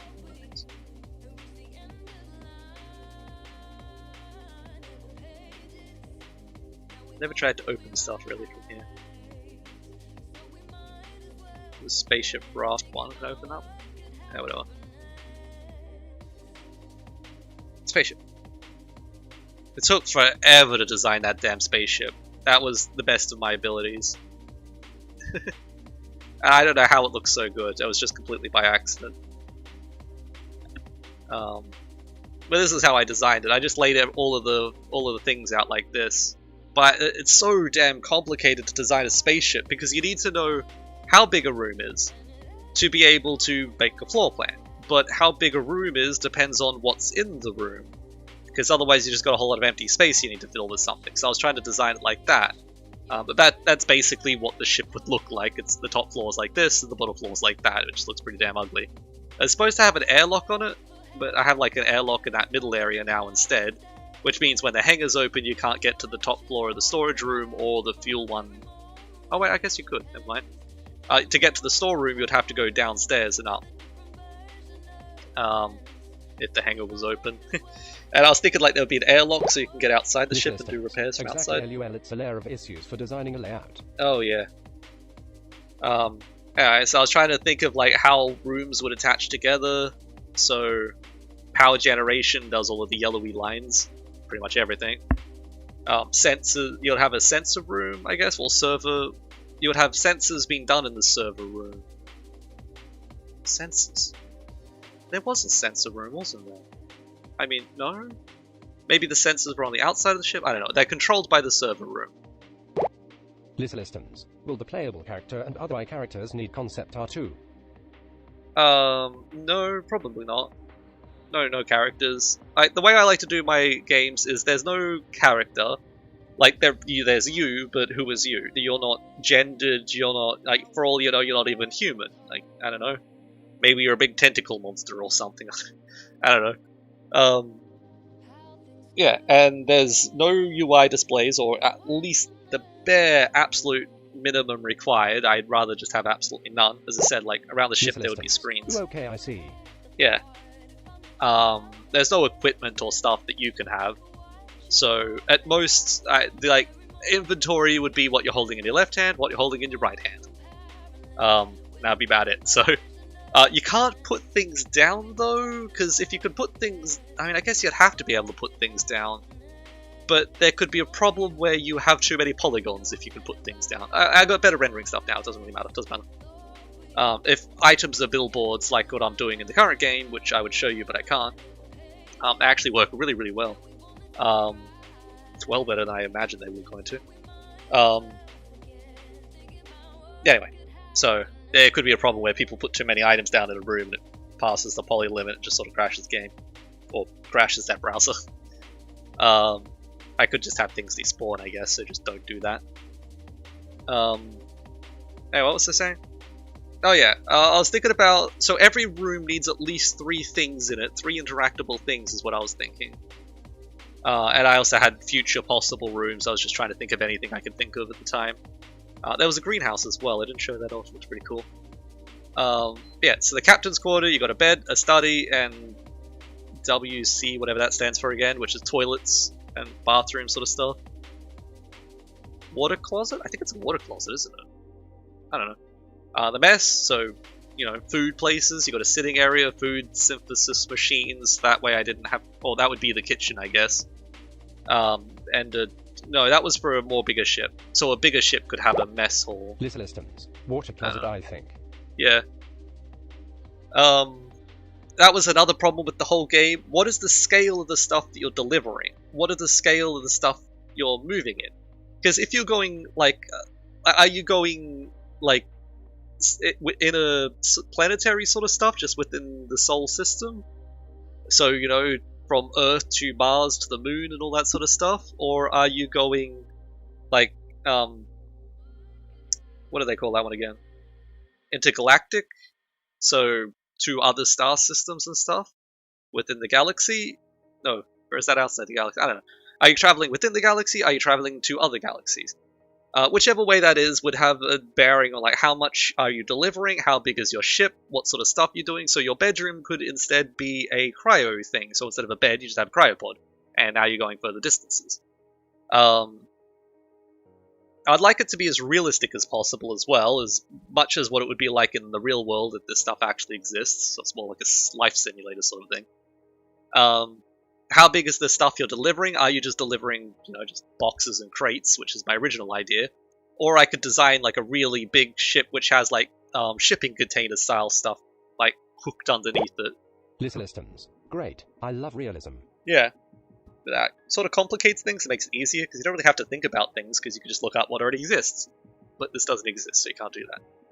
I was also looking at like flight, you know, propulsion, fuels, all that sort of stuff. ideally you would just have a fuel, water, and oxygen supply as the 3 things for that. I suppose simpler, keep it simple to begin with. So let's just say the inventory is just boxed. Let's just keep it as I've got it. So it's just interplanetary, planets between the solar system. So just a small ship. I don't know, what am I ranting about? I feel like that was going to lead to somewhere, but now I just backtracked the whole thing. In which case, I don't have the right one for this. I don't have the different levels of room, because the mess area in the one that I currently got is just the kitchen and the dining room's conference room. So you just go to the kitchen and eat, I guess. There could be a table in there, in the corner. So you could, you know, you got a fridge, you click on the fridge, you click on the stove, then you click on a plate, and then you click on the plate again to pick up the stuff on the plate, and then click on a table and you're eating it. Could do something like that. Every one of those operations just jumps time forwards a bit. As I said, every room basically would have a clock in it, or that screen, which would basically be your heads-up display. So any action you do, you just look over at the clock just to make sure it didn't take too long or something. You don't want to lose track of time, and you know. I don't know. So there's many different possible stuff, but it was really hard to try to think of 3 different things that are interactable within each room, because most of the rooms are going to be pretty cut and paste. Because you got that console in any utility room, then you have the utility thing. So the greenhouse has a hydroponics. That's pretty much what else do you have in a greenhouse? I don't know. So what am I ranting about again? I don't know. So yeah, so the life support. You'd have water filters, which you got to control the pH levels. You got to replace filters to fix that. If you don't replace filters, the pressure level will show it. So the pressure level shows if you need to replace filters. Replacing filters fixes the pH level. Pressure levels would require also use more power, I guess. I'm not quite sure how to flowchart all this stuff out. That's sort of where I left it. Moved on to the city build, or the junk one. Because the junk one's a whole lot simpler than all this, you just pick up junk. But it's more story driven in a way, I don't know. And then the city builder was supposed to be even simpler than that, but it got complicated because it required more art assets. The ones I'd envisioned only took me so far. I did design like what the housing area would look like, bridges between stuff, and something else. Then it started getting complicated again. But anyway, if you wanted to do that, literally just design everything, and I will make whatever you design. Systems. Would you like the concept art to be a realistic sketch, ink lines, or fully colorized? Whatever you feel would be the nicest. Or easiest, I guess, quickest. I mean, I'd probably do the quickest thing first. Whatever works. I don't know, you're the artist. But yeah, the only things you really got to keep in mind is the poly count is 1,000, as it says, just 1,000 polygons, which is like nothing. And that's gonna, whenever you opened up a door, if you'd noticed, if you opened up a door, all other doors were closed, would immediately close, and that room would disappear. So it only rendered the room and a hallway, pretty much. You could never have 2 doors open other than the one in the bedroom, which let me open in that other game. It let me open up into the bathroom, because the bathroom's sort of included within the poly count of that room. So, the doors are actually quite high poly in most cases, but I don't know. That's just basically the main biggest limitation. So if there's less stuff going on in the hallway, you could have more detail in the room. You could have a in-between thing, so it could be like an airlock that you got to go to before you can go to the hangar, which I guess is sort of a great thing with that, but then I have that broken because of that. It really should have these storage things before the air locker. Maybe the hangar goes around and it's like a room that goes into it, would be better. Systems. LUNOK, I'll DM you my email so you can send me the file. That way I will be able to keep track of what I need to do. Seems good. I can just link you this. I believe it should be shareable. Copy link. And this is just over here. There you go. 5th function, linked here.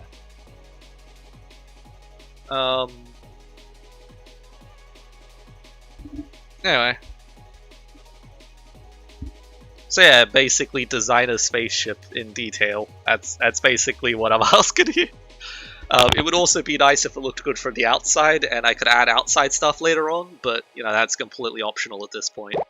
Little systems. Got it. Yeah. The absolute minimal thing is what I'm just thinking here. So you need the cockpit to be able to fly it, or, you know, basic control stuff. You need a bedroom for the captain. There could also be, like, spare bedrooms and stuff if there happen to be crew.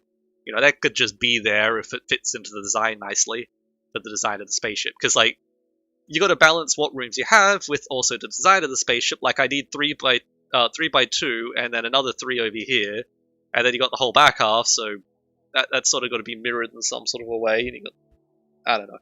It's just building it like this out of necessity more, because that's just how it goes together. I don't know. I'd like it if it's done in a way that would. Little systems. Were you thinking of something brand new, polished, or something more run down? I mean, it could start off brand new and then get run down. I mean, but then run down, I guess, would fit the theme a bit nicer. Yeah. Like, your first ship is more run down and then it gets nicer? That could be a thing. So with each mission you run, it actually gets cleaner. But that's more advanced stuff. I mean, textures are textures. So I guess run down would look nicer. There's more detail, there's more to look at. You can just bake all of that into textures and normal maps and things.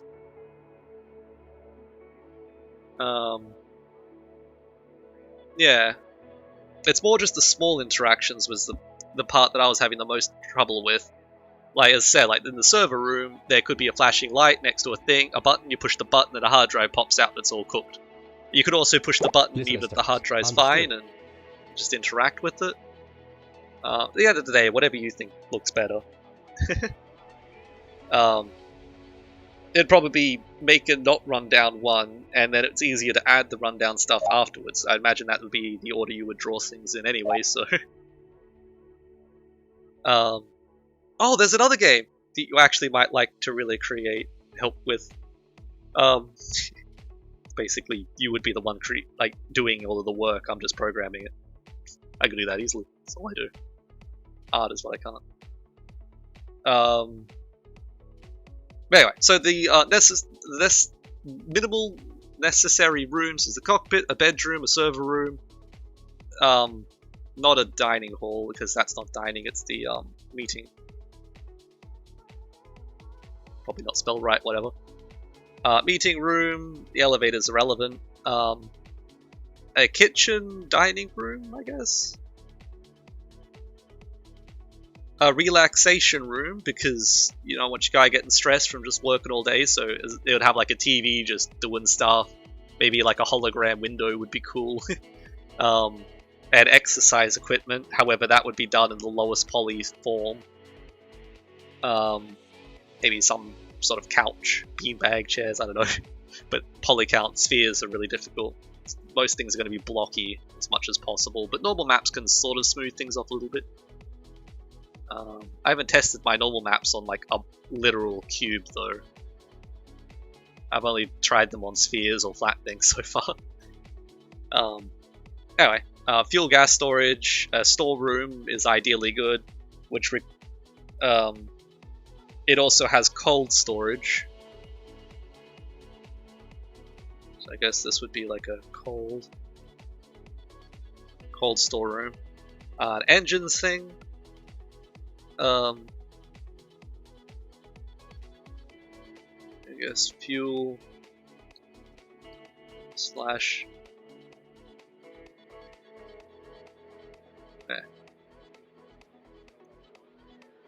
fuel slash air slash water storage. Yeah. An airlock would be nice, even if it's just there for decoration, because how do you get in and out of the ship? And then the hangar thing. I feel like that's all of the minimal necessities still. What do you think of a sleeping pod instead of a bed? Yeah. As long as just got to worry about the poly count. Which is really hard to do. I mean, the best way you could calculate a poly count, I guess, would just be to draw triangles on things. See how many triangles you can draw it into, but I wouldn't worry about that too much. I can just have a look at it afterwards and try to figure out some fancy ways to do stuff, because there's a whole lot of fancy things you can do, like if you have a big old wall and it's got a doorway in it, which is always open, but the doorway would require you to do something like a...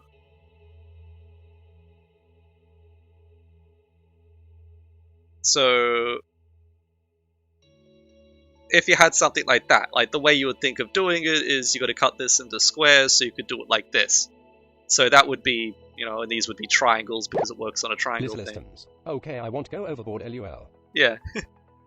So, you know, 1, 2, 3, 4, 5, 6 triangles to do that. Or the other way you can do it is by just doing that. And then you just have an alpha area where the door frame is. So now you've just changed 1, 2, 3, 4, 5, 6 triangles into 2 triangles. So there's a heck of a lot of tricks like that I can do, so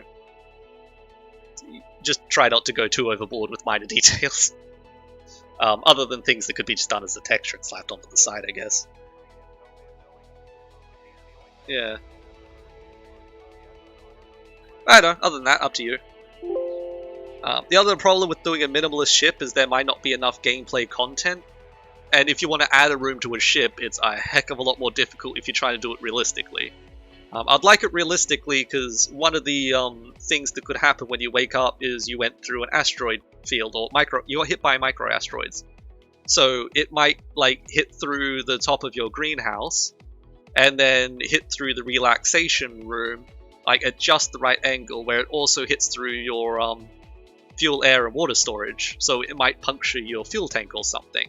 So there's just a leak of fuel coming out, and you'll be able to see where it came in here and out there, and you can figure out all of the rooms between it. So you can fix. There you go. And then I guess lights would go off, stop going off or something like that, so letting you know there's a puncture. They could have like red warnings. Oh, I see what you mean. Yeah. That would just be a really awesome feature to have, but it's not that necessary, I guess. Because I can code all sorts of stuff in there so it doesn't hit an area where a face is too small that you would never be able to find it, because it went behind something you can't get to. It's just a ray trace thing, I could do that stuff quite easily. I could have valid areas where it can run through as well, I guess, so as long as it doesn't hit these areas. Or I could have like boxes, I guess, as long as it doesn't intersect these boxes. The box would... Anyway. I could do many things to fix stuff. But, yeah, I reckon that would just be a really cool feature. So, if your ship started a weird way, and I have that feature, then you'll be able to see, like, there's this weird area in the ship where you have enough room for a room, but there's no room there. Like, what is this? Like, is there a secret thing in here? Like, I don't know. Yeah. I guess you could have secret doors. I'm not quite sure what it would have in a secret door. But, yeah. Systems. Any plants specific in the greenhouse or just what looks right? Not too many polygons. Well, the greenhouse I did in my other one, I don't know, I was trying to figure out one time, ages ago, I was wanting to design a spaceship that looked fancy, and like an actual realistic one, years and years ago. And lettuce is a thing. Lettuce grows really quickly and doesn't really require much to grow.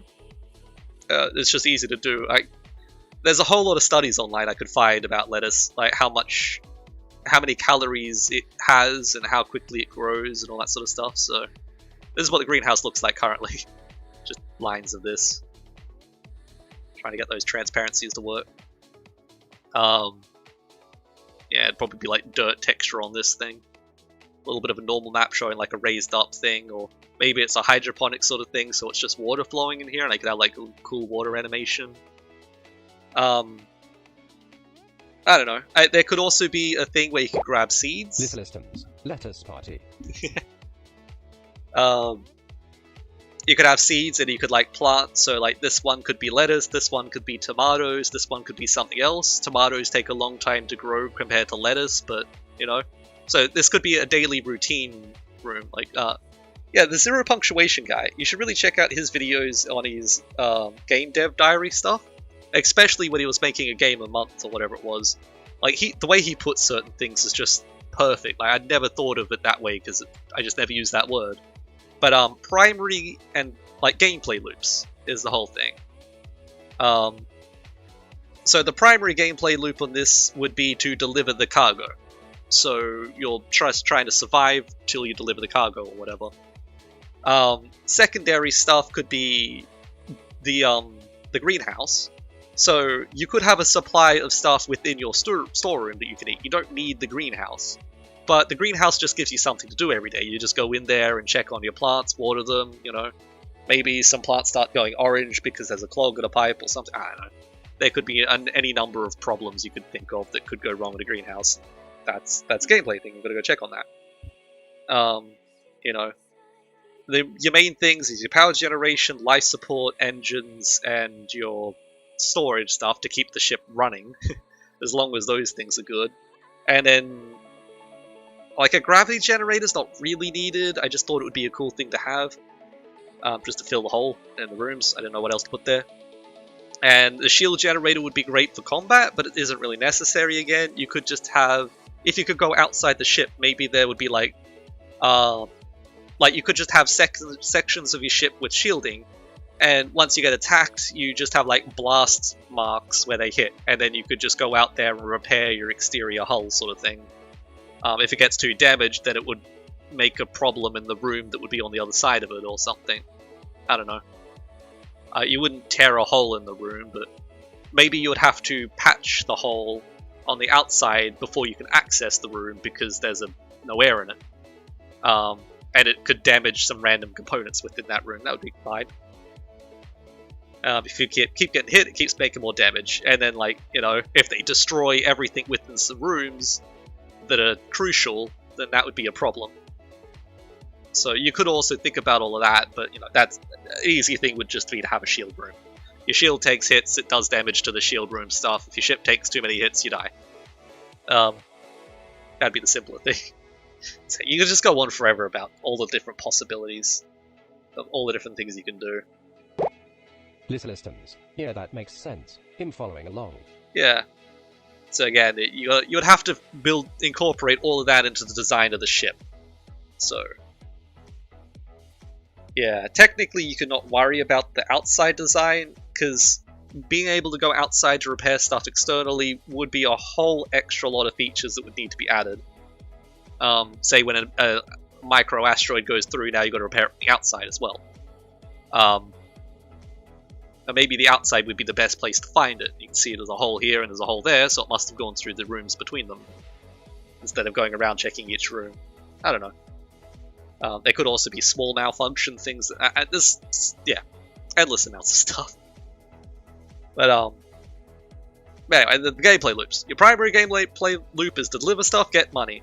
You need money to do repairs. You need repairs to keep your core systems working, and that's one half of the thing. Then there's also the player. The player needs to survive, so you need to maintain your whatever that's called. You need to eat. You need to sleep. You need to do hygiene, maintain your well-being. That's it.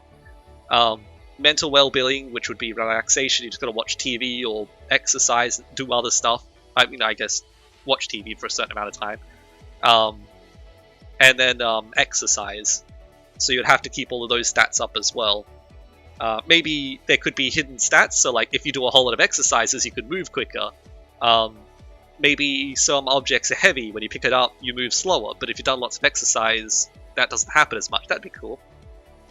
Where if you just sat around watching TV, which is the easier relaxation thing, it gives you more, but less time goes by. More time goes by. Like you move slower when carrying heavy things, and just in general, you move slower. I don't know. You eat too much and things. So it might be more expensive to have healthy food rather than that, which a greenhouse can supplement. I don't know. Again, infinite amount of ideas. Yeah, this is just all the different things. Like you could have labs and do research. You could upgrade individual rooms and components so they break less or have different designs. You could have specialized storage things. So maybe you're carrying live cargo. TV makes you lazier. LUL, it's true. Yeah. I always like that idea in games as well. Hidden stats that go up and down, like, without you really knowing about it. That was one of my original game ideas, was basically like a a game like Elder Scrolls sort of thing, like a big open world, except it wasn't open world because I couldn't do that. It was a underground labyrinth randomly generated thing.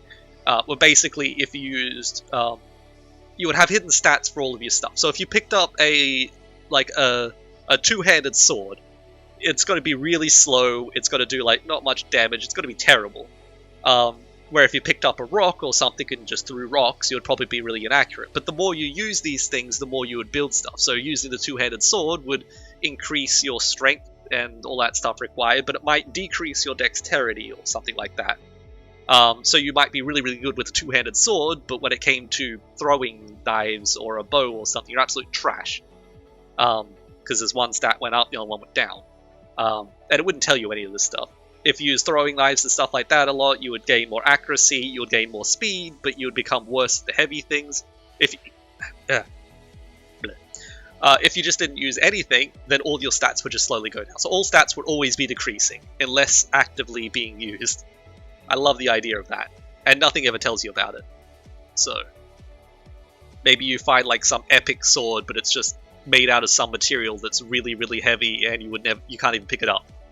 Or you can pick it up, but you just can't really do anything with it.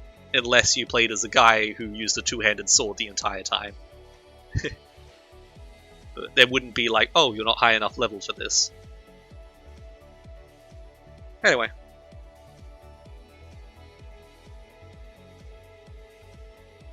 Oh, that's the gameplay loopy sort of things before I knew what that was. So yeah, after missions, you can repair stuff. So you can go to a place that could just repair everything for an amount of money. Select your next mission. Scan? I don't know what scan would be. Oh, missions. Mission to scan a location or to pick up and deliver. So it could be like an exploration thing. Just go to a place and come back again. Or you could also shop, which you can get food and supplies. While in transit, you've got to keep maintenance stuff, sleep, and eat. And then the random encounters. Bad guys, which would be the Surge, because I don't know what to call them, the aliens, and pirates, or asteroid debris fields, which you might be able to mine to get some resources and stuff to sell off on your way, and then do the system breakdown stuff when systems break. Yeah, resources. So people require food. Items will be? I don't really know what that is. Systems. I'll get started on some concepts probably later on today my time lol, so then you'll be able to tell me your thoughts and changes.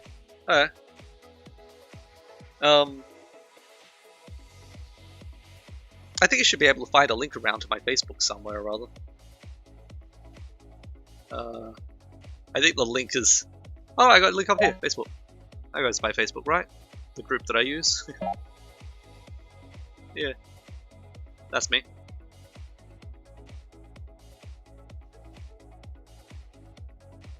God, I really like the lights, but these are my lights. Those are the lights in the HDR, the skybox. You want to hear about one more game before you go? The original one that I built the entire 3D game engine for in the beginning. Systems. I don't have Facebook. Do you have any other social media? Nah, I only use Facebook. Well, I guess you said you sent me your email or something. I'll just email you back, I guess. I check that maybe at least once a day. I try to stream every day as well.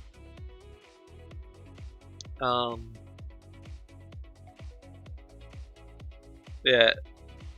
Without going into the full story about what the other game is, where is it? It is here, right?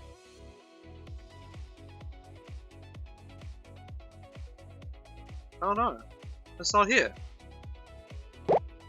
Systems. Okay, email then seems good. Yes, one more game. If it's here, I have that one. Does it just not show up, or is it not here? I noticed one up here. Oh no. Huh. Okay. It'll be on my server somewhere. Point and click adventures. That's what I originally built the engine for. This is the very, very first build of the engine. Yeah, that's what it very, very first looked like. It took about a week to get here. Systems. You have so many tabs. 125 according to the thing at top right on this browser, of which I have many browsers and stuff. Yeah, so point-and-click adventures. Myst, if you haven't played Myst. It was like my dream to make a game like that, which I feel like is well beyond my ability because I suck at art and UI. So I just built an engine for it. Yeah, it took about... I think this was about 3 weeks to get to this point here from knowing... I'm also completely self-taught. I never learned anything from anybody. I never Google tutorials, I never do anything like that. I literally just sat down with an empty text document. Back then I used Dreamweaver or something probably, I don't even know. And then I just slap the keyboard until a thing happens.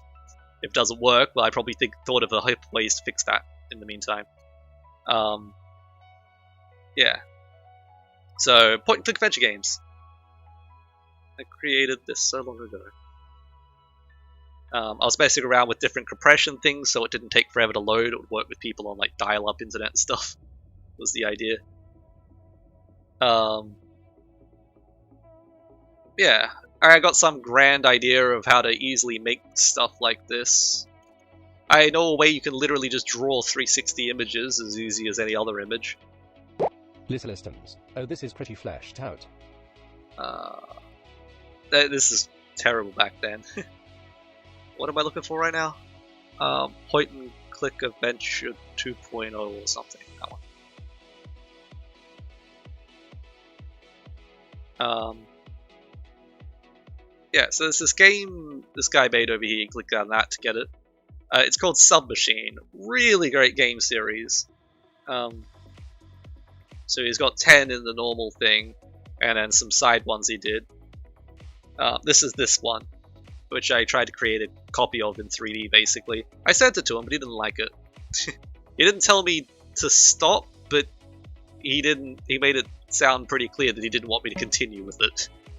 So I tried to copy it as best I could. I had to pay a guy to make these things. Did not get my money's worth. Yeah. I gave him like 10 bucks. He spent like 10 minutes on it, that was it. But yeah, this is all models and rendered in Blender. I did everything else. I got this really nice grass that I created. Everything's all procedural, that's why I can do that. You don't have to think about designing stuff because it's just that. Systems. I like it. Yeah. So like you got this little item over here, click over, pick it up, goes to your inventory hotbar down the bottom. You gotta waggle the mouse to move. And now it's gone. So you can see it's gone from multiple angles. That's pretty cool. The grass is stunning. I know, right? Oh, it took so damn long. It was like 6 hours? I feel like it was 4 or so hours. Let's say 4. 4 hours to render each one of these images. So this is one image, then there's 2, and then there's 3, and then there's like this thing, close up of that, which is at like 1/6 quality. And then this one's what the quality should be. So that one took another 4 hours. Then there's the door, which 1/6 again. Little animation when you click on that. So the goal of the game is just to get inside of here. All of these, there's only, like, I made this one procedural texture that's put on everything. So it's what this stone is. All of these tiles have that same texture, just randomized based on their locations, all procedurally generated. And the vine, the wood for the vine also has it. Wait 4 hours per image. Yeah, it took a damn long time. That was on my old computer too. I could probably do it at half the speed now. 4th the speed even. It's all ray trace rendered, like bounce lighting and junk. I don't know. I wanted it to be realistic as possible. And there's a number of places on the inside of here which I did, but I never actually put them into the game. Yeah, so you just got to figure out how to open up the door as the whole thing. I tried to keep it as much like the old one as I could. The only difference is you start with the lighter. Zippo lighter. So, it's got loud music. Oh, was that the buy button? Yeah. Old Flash games. No? Oh, guess I didn't mute it. Oh, that's my one, is it? Yeah. I just literally ripped these sounds. I just like did a screen recording, and then whenever I did something, I just copied that sound. So yeah, I just turned this into 3D. I never got that thing quite right though. I just got that archway. I couldn't figure out what in the world this thing was doing. Like, it looks like it's going out around, like a touristy sort of a thing. I don't know. Yeah. Little systems. Ooh, I see. So just whatever I thought was around is what I created it. So I imagine this being like a Himalayan mountainy sort of range thing. I think that's what it is. I don't know. Inside there's like 12 rooms or something like that. You gotta solve puzzles and stuff to get to the end of it. So it's just a puzzle point and click adventure. Yeah, I tried to copy it as exactly as I could. So like, you know, yeah, basically what that looks like. The only difference is the camera's a little further back over here. It's not in the middle, so you just do like a side step. It's not a problem, but you know, it's just a weird thing. The broken thing, Clovers. Clovers turned out real nice.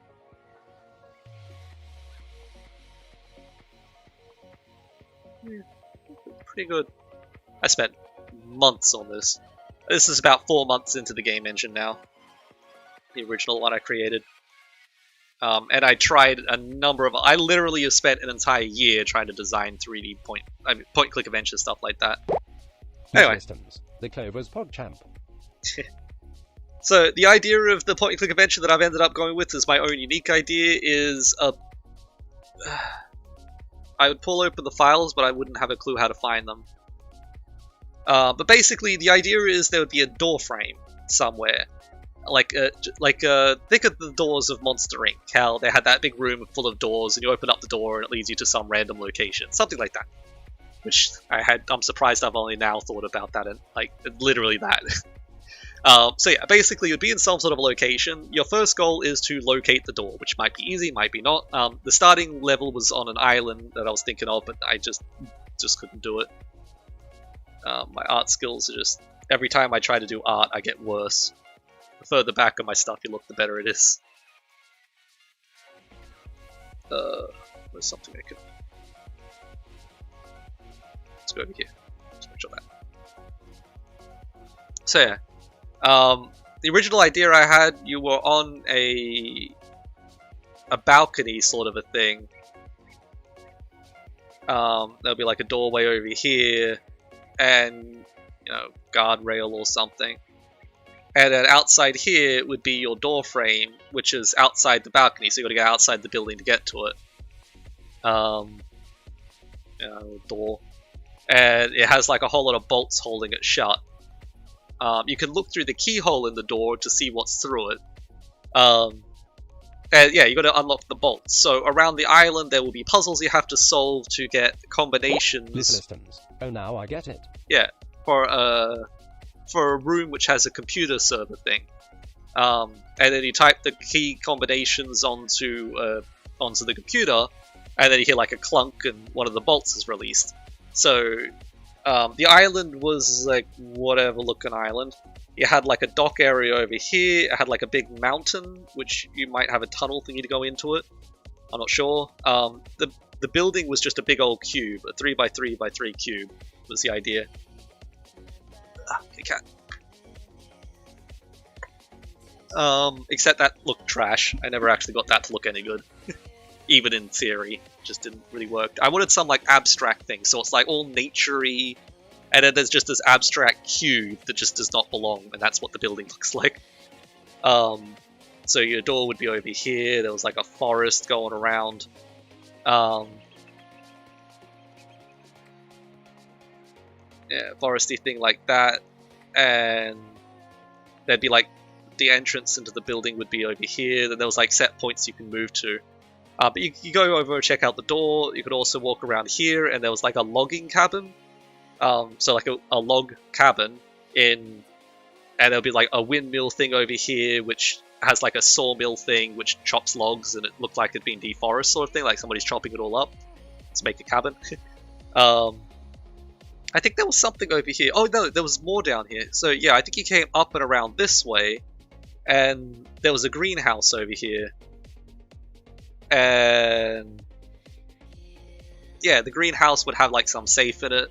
There were like, you just gotta, I don't know how you go into the safe, I don't know. The log cabin would have something in it. The dock had something in it, I assume.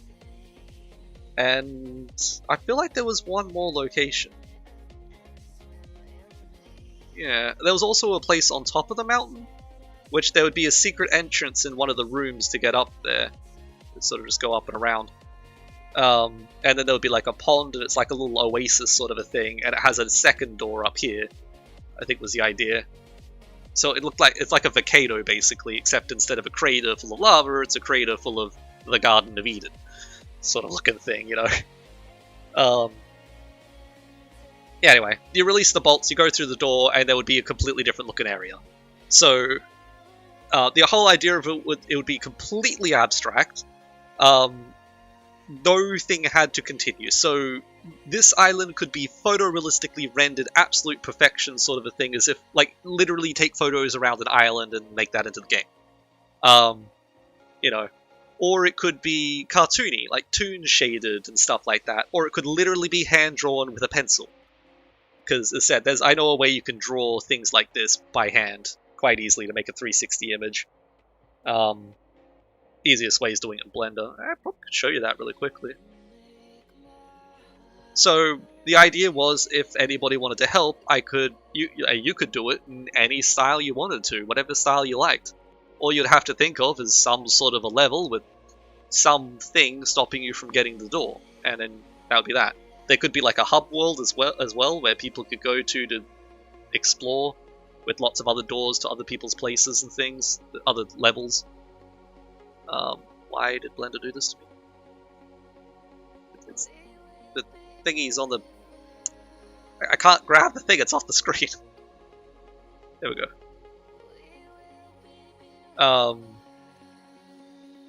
I suppose cube works best. How do I do this? Blender? Yeah, so one could be on that island, the next one could be in a submarine, the next one could be on Mars, the next one could be in an Escher style thing. Oh, the Escher game! Oh, that's another one I could show you if you wanted to see another one. Go over here, don't I? I feel like a menu should have popped up. Am I in the old Blender? This is 8, right? List listings, Escher.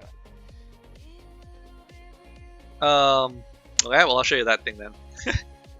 Basically for this thing, if I could draw on it, I just don't know how to do the drawing thing again. Like, I got my drawing thing, there should be something here to create a layer, which I could have sworn was over here. Oh, base cut, there we go. Sure, whatever. Yeah. Subdivide. Why does it feel like it's been so long since I've done this? Where's subdivide? Sphere.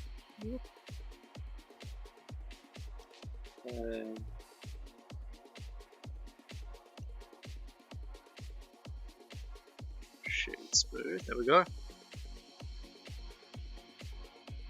Nope. I am in the middle. Ah. Yeah, so even though my thing is a sphere, it looks like a cube from the inside. And then you could literally just sort of draw. So, you know. If, flip the normals. Oh, just do it that way. Nope. Flip. There we go. I don't have the right type of turning, but you know, you could just draw some sort of a thing. Not quite sure what I'm drawing here. Like a thing going out the top. I can go over, connect to something. Probably not the correct sort of angles there, but anyway. So you could see, you could sort of draw a 360 image like that. I just don't have the right turning thing. It's on trackball rather than turntable. And then you can just basically save off this image, and there you go. It's pretty cool, pretty fun, especially with Blender's new grease tool stuff. I'm sure there's some way you could use that to make some amazing looking stuff. I'm not sure how you'd bake it into things though, but there would be a way to bake it, I assume. But yeah, the Escher style thing, I created a video of.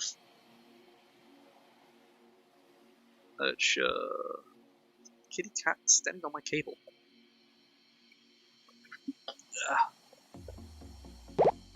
Little systems. Okay, I see what you mean. I'm not quite sure how you'd see my YouTube from not my perspective.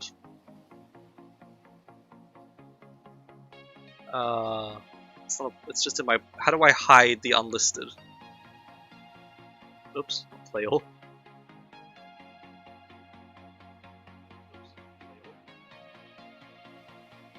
All videos?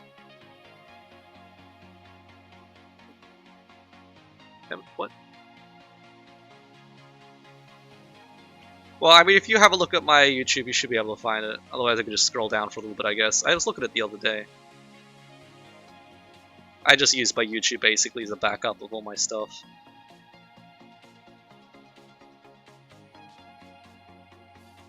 Did I really just scroll all the way down to it last time?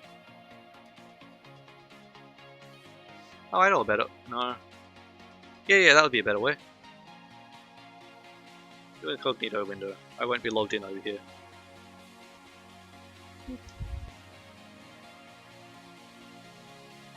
There we are. So yeah, this is the type of game I created. Oh wait, I just had it literally open in Blender the other day, didn't I? Did I? No, I was just looking at it in here. So this is my Escher style game idea, which would be really cool in VR. So basically I'm just showing you started this box. And you're in this area here, there's a monkey on the ground. So this area here is supposed to look like a garden, that's the best I could think, so there could be like flowing water. You know, there's a random hole down there, you're just like, what the world's going on? Okay, it's just some sort of a place, it looks really weird, okay. Just showing that there's a monkey head, there is only one monkey head, and it is there. So, you know, I'm just trying to play as if you're a person, you're just sort of looking around at stuff. It would just be all this weird stuff and all these holes everywhere. And there's the monkey head. And that box to the side, that's where you were just standing a moment ago. That's that monkey head. There it is over there. So that's where I was just looking out of. Ain't that cool? And then I do this sort of a thing to show you that it's the same place. So I just put like a face there. Which, because you're looking at the back of it, it looks darker. It's not a different face. Systems. Awesome. Yeah. That's it over there. And then it gets really crazy when I start exploring around the place. There's a part where I fall through the ground though, because of Blender's buggy collisions. Yeah. So you start in that box, which is in the middle of this big room thing, and the monkey head's on the ground. It's like, whatever, I'm going to do it. Just showing you again. There's the starting box, there's the monkey head.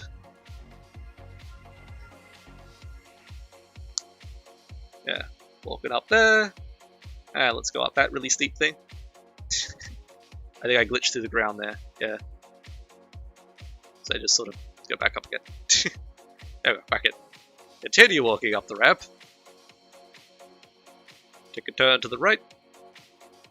Go down a ramp. And now I'm off to the side of that place. I mean, sure, you can expect that to be a thing. And then things get crazy again.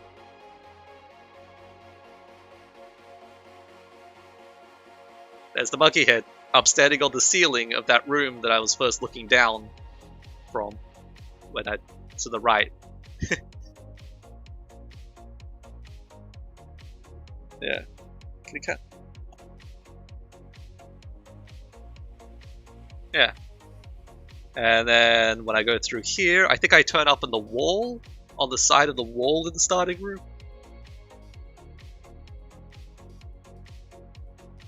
Yeah. This is the stairwell. Because it's just a big old stairwell, just keeps going up and up and up. I think it literally just goes up forever. I can't remember. Yeah, now I'm on the wall. No, it doesn't go up forever. But yeah, it's a pretty trippy, crazy game like that. You just keep walking in a direction, and you always come back to the... Like, basically that room is half the size of the entire level. And yet the level feels like it's about 10 times bigger than that. So, when I first started, I looked down that random hole in the ground, that I'm now on the wall of that.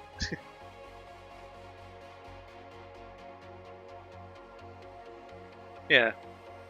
So that's what an Escher thing is. It's that painting with like the staircases going all sorts of different directions upside down and stuff. I really like this idea. Yeah. This isn't running in any game engine, it's just directly 3D models in Blender. Unfortunately, I never zoom out to show you what the entire level looks like, or a chunk of it, because it looks pretty damn crazy. But yeah, it would be really cool if this was done in VR or even just normally, but there would be like waterfalls going in weird directions, running down walls in weird ways and stuff. And yeah, all sorts of stuff like that. Like, I reckon the sounds would be cool. So the idea was that starting box you're in is like a tomb, and there's a coffin sort of thing in it, which you look like you've gotten out of, that's why you're standing there. And then you look out, and there'll be like a generator to your side, it's grass on the ground, full of vines and stuff like that, and the generator will be powering like big work light things. So there might be just a few of those around just pointing up at walls and stuff like that. But the point is, the generator is making a sound. And as you're walking around, you'll hear the generator coming from different directions, which aren't right, because that's not the direction you walked away from. And like, oh, there's more stuff here, but it's the same generator. You're just on the wall now or something, you know? And as I said, water could be flowing around the place in weird angles. There'll be bushes and things and stuff stopping you from getting to certain locations and dropping off the map. Being in places you aren't supposed to be in. And yeah, so there's that place which is like the greenhouse, then the first area I walked into where I looked to the side and I'm looking from the top of that first area. I'm not really sure what that place is, it's just a holy sort of area, I guess. And then when I went up the ramp, that's just a branching out, I'm not sure what that place would be either. But if I went forwards in... if I went down that way, that's like the housing area is what I'm thinking. So there was like Roman... I feel like the whole thing would be like a Roman style, I don't know why. But it would be like a Roman villa-y sort of a thing over there, and there's another one on the other side, and it would be like a house which would also have this stuff going on inside of it. So you walk in, and... No, that doesn't actually work, does it? Not the way I built this. It would be cool to have it like that. No, you could have it like that. You could have a different pathway which leads you, and then you're standing on the ceiling. So like the floor could be like a, I don't know, kitchen, and the ceiling's a bedroom or something. And it's like, oh, you're just looking up at the ceiling, and it's a bedroom. But later on, you find some elaborate path which leads you to the ceiling of that room, and you're like, oh, I know this place. That's the idea of that. And then there's just a staircase, which is the other big main location. You're going up and down half the time in this video. And I think there was one other location, I'm not sure. But yeah, this cube, the entire place, if you got this cube and put two next to, two above, two below, to all directions, that's how big the entire map is. And I didn't even explore half of it in this video. Because of the way this all works, like, it looks so much bigger. Like, the height of, like, from that cube to the top of this area here is higher than the entire level. But it's because it loops around on itself, you can make it look, I think, around about 4 times bigger than it actually is. Or 5 times. 4 times? I want to say 3 times. I'm not sure, but it's 3 times in every direction. Well, actually 3 times in half the directions would be the biggest you could probably get it to look. Anyway. But yeah, that's a heck of a lot more complicated thing, if you wanted to help with that project. I could make this simple to begin with and just have a pre-rendered point-and-click thing and just put it in my game engine nice and simple. That way you could have photorealistic rendering.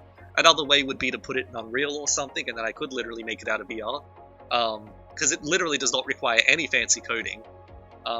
Basically all that's going on is this entire level is just a weird maze of junk which looks weird. And if you just copy it all and put it next to itself, like next to, above, below, left, right sort of thing, and then when you get to the end, it just copies it across again. There's only one location where you can... No. I think the most you can see is only just through 3 copies of the entire level in one direction. If you look at it just right. I can't remember. No, I don't think you can, actually. It would be this way. Because you're in this tile, and I think that doorway is the separation between the 2 halves. So when you go through that doorway, you're coming out behind the box you started. Systems. No, I like the complicated way it already is big one. I just will need to come up with a way to design it. Yeah. I would say the best way would just be, if you've got any knowledge in 3D stuff. I know Blender, you can do some crazy stuff in Blender. If you ever look at the Blender Grease Pencil, it lets you just draw in 3D. I have absolutely no clue how to use it, so I wouldn't be able to show you. But yeah,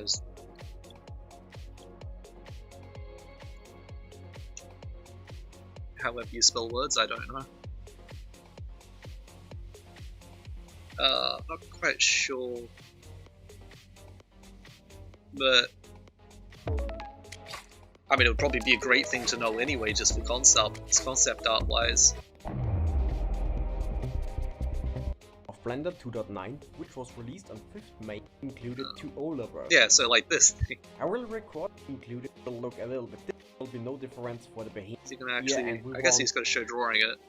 And if we move, then there's the origin point is at the 0, 0, 0 position. So you'll just be able to draw on the screen, and it's actually in 3D space. If we switch to the front view, we can see our origin. He actually does it. We can actually draw something, and it will always based on this origin point here.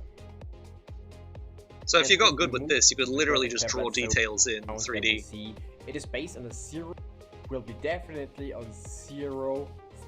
If we draw now something here on top view, then it will be definitely on 0 set position. Yeah. So it's not very handy. And there's a whole lot of weird tips and tricks. And we don't need.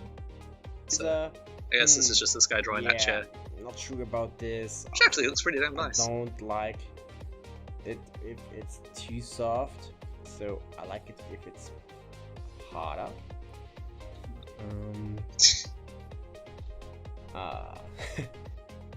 Because I didn't understand how to work with the 3D cursor correctly, so I want to share my Here I might need to look into that. I have no experience in 3D drawing. To place the 3D cursor as well in an as far as I know, Blender's like the only thing that does this. Top view, and this thing pretty much rivals Flash now, as far as I understand. Want to set your 3D think where should be the 3D as well. So you could do all the onion layers and stuff. This will let you literally just, I think what he's doing with the front and back parts here, he's literally just drawn one of it, and then he's just copied it, moved it backwards a bit. Well, it's an sketching for the texture later, so you can plan your UV layout as with you guys. So it's just got this 3D origin thing that he keeps talking about in Blender, which is using to set the distance or the location it's relative to.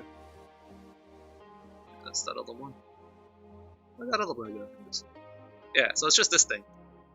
So you just basically click and it puts it somewhere in 3D world. Click on that, that's on there.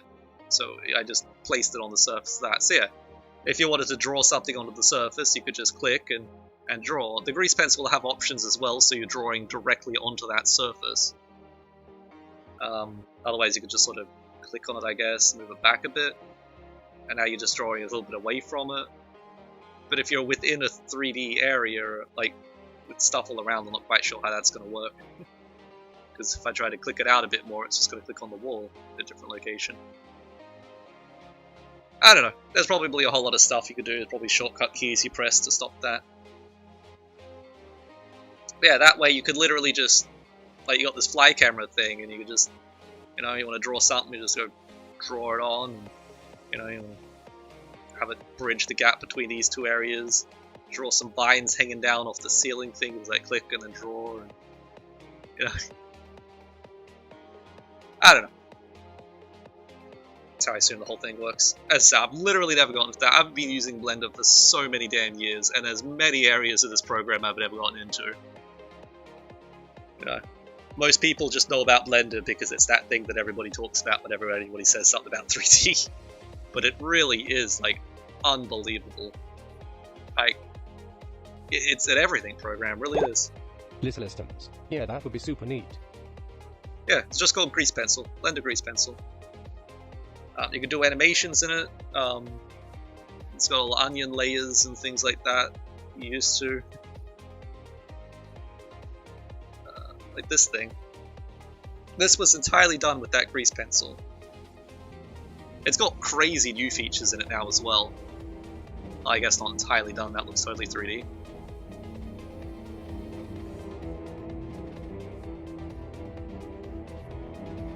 It's very blurry. You can see the people are just like pasted next to each other. Yeah, like that thing's 3D.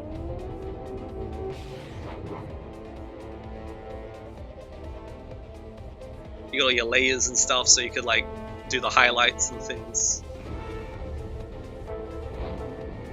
I never actually watched this today. They probably made like some just random boxes for the city and then just drew over them to get the placement. All that sort of stuff, correct?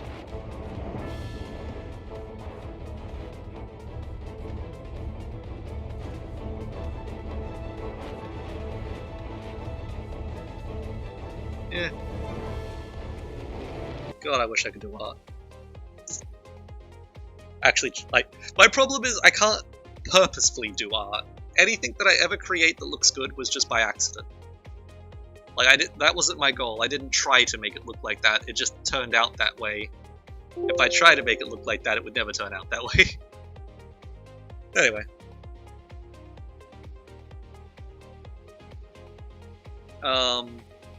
Yeah, I'll send you an email later. When I stop. Hopefully I remember. Otherwise, yeah, I guess you could just message me on this thing.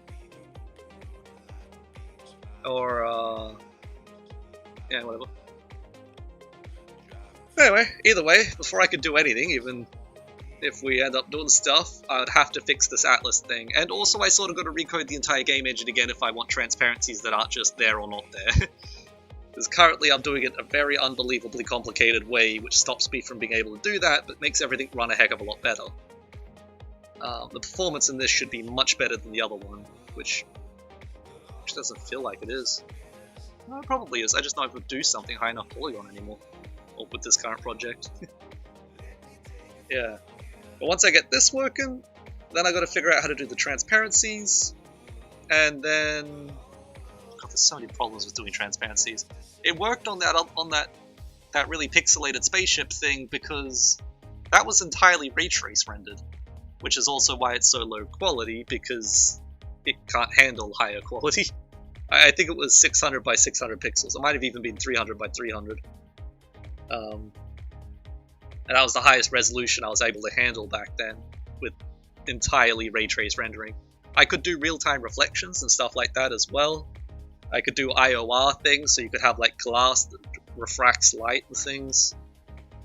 I could probably get all that rainbow stuff in there as well, so you could actually see the dispersion of light. That would slow it down some amount though, because that would mean I'd need at least 3... every pixel would need to be rendered 3 extra times once it hits that glass. Yeah, that probably wouldn't work too well with the current knowledge of how I do things. Which is what the next build of this game engine is supposed to do. It would let me bypass all those limits, so I could do en masse everything. Ideally. Theoretically. Possibly. But it's hella complicated.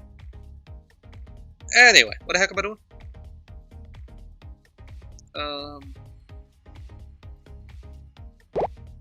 Listens. Now 3 AM. He'll go to sleep. Conchar. Yes, please send me a message and we can discuss everything further. Entered code. Okay. Entered code, what you say? All the tabs are all messed up. Yeah, oh yeah, I'm on Discord, but I don't use Discord for talking to people. Well, looking at that, friends just sent me a whole lot of stuff. Oh, he needs help with something. I don't know how to do stuff on Discord. I think it's this thing, isn't it? I guess I could try to keep an eye on it. More and more people want me to use Discord. I don't like Discord though, because it 5th function. like Jesse number 9448. yeah, Discord's really hecka annoying how it keeps blooping you every 5 seconds with all the different groups you're in, and every time any one of them gets a message, it's going bloop, bloop, bloop, bloop. I hate it. So I just muted all sounds from Discord. I don't know, I'll have to look into it. I'm sure they probably got better settings and stuff now. I only did it because everybody kept talking about it. Basically, I just used Google Hangouts is what I always used to be on. And then Google Hangouts just fell a bit, and Discord started to pick up the pieces. Took a while though, but now the screen sharing and stuff in Discord's pretty spot on. You could do pretty good quality, it doesn't go choppy, it doesn't use as much internet, I don't think. I have no clue, I haven't actually looked at that. And whatever that other thing is. Oh yeah, you can see multiple people's screen shares now as well, which is nice, just perfect. For a while you could only see it one individual at a time. Anyway, should probably go to sleep. I can rant for days. Have done. Will do again.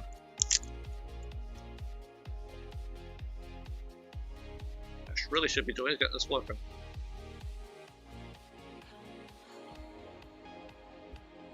Yeah, can't wait to see. Don't worry about putting too much detail into things either, like the first pass. Just minimalist, quickest, simplest, easiest, you know. Listeners, yes, I leave my Discord muted until I am specifically a D. Yeah, but when they say everybody, it also messages you, right? That was the annoying thing.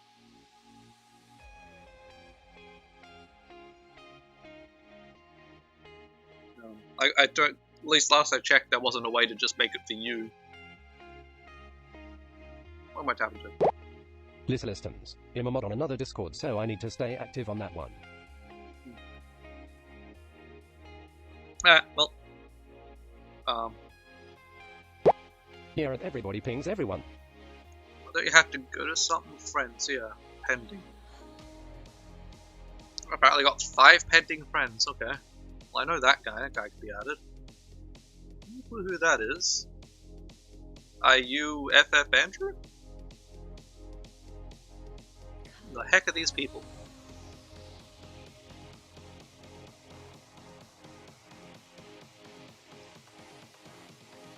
Oh, mutual friends too. That's cool.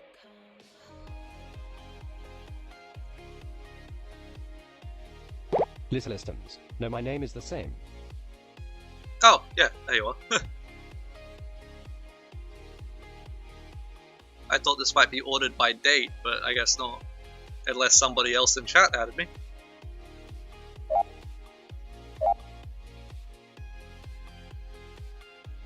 Come on.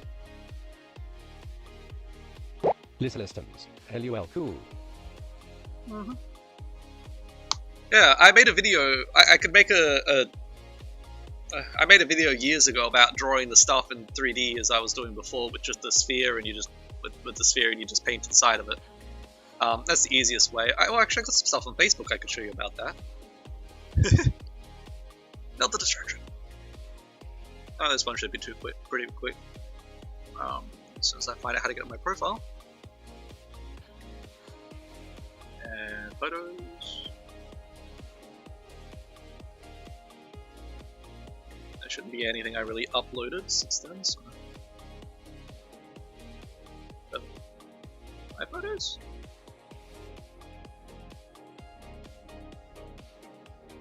There we go.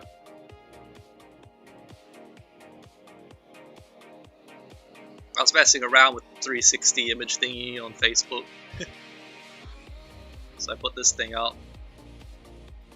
It seemed to work pretty well. And I have no polls in the tops and bottoms of my images. No, thank you. I like some quality. People kept telling me that was impossible to do, and I was like, well, it took me like a couple of days to figure that out. But yeah, this was just drawn in 3D, just the way I was doing it before. There's a way to draw straight lines and stuff, not using the grease pencil though. And then I was like texturing things. Little Pretty difficult. It came out well. Yeah. It had distortions in the tops of these ones, I think, though. But yeah, doing this texturing was taking so damn long. And then I made this one as well. So yeah, with this one, I just put a grid.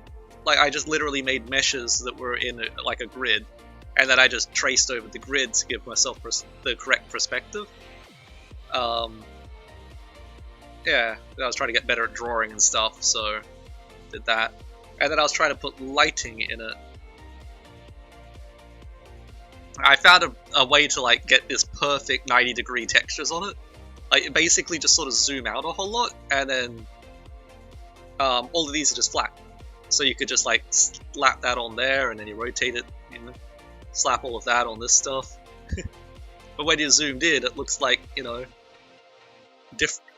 It doesn't look like it's all lined up, like, I don't know.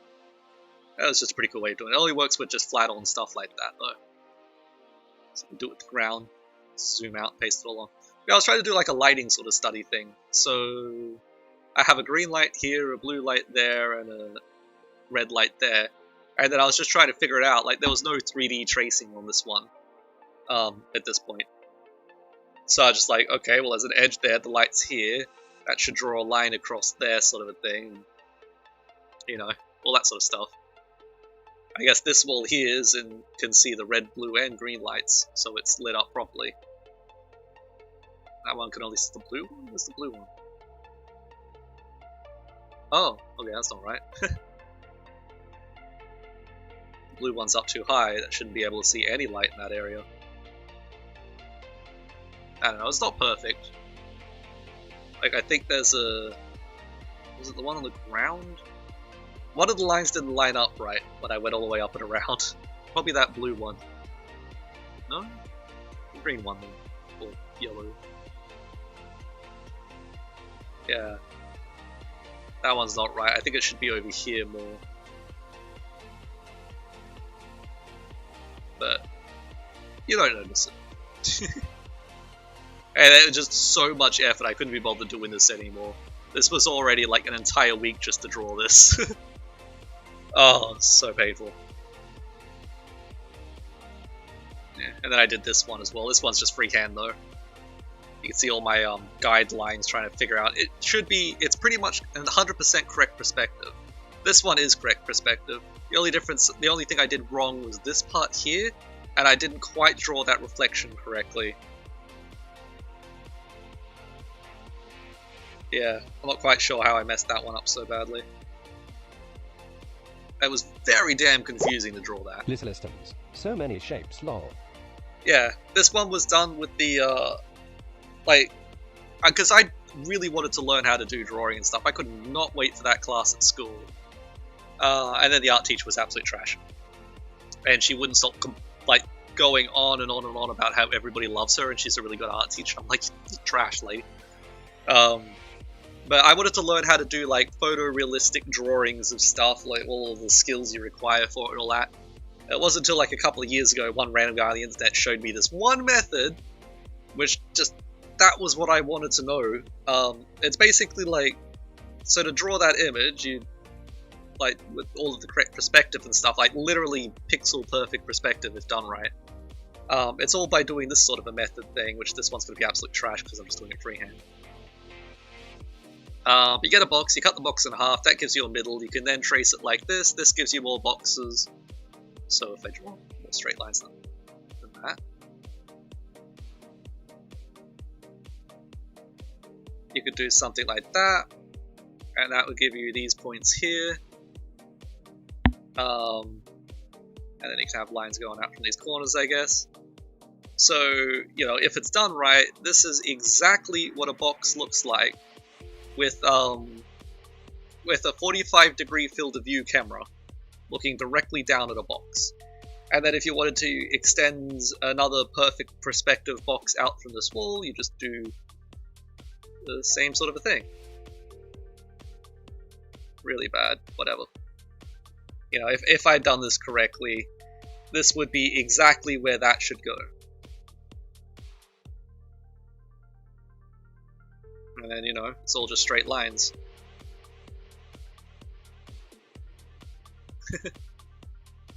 So that would be a square, exactly, you know, half of that is a hole and half of that is not a hole. And perfect perspective. So, yeah, just by doing that I created this. You can see all the guidelines absolutely everywhere for it. Again, that took a couple of days to do. And then I was trying to do texture. I can't do texturing. It was supposed to be a wood grain, but it looks more like sandstone. Yeah, and then layers of stuff. So I was trying to do stuff the same way you would render them in 3D. Rainbow icons. Okay.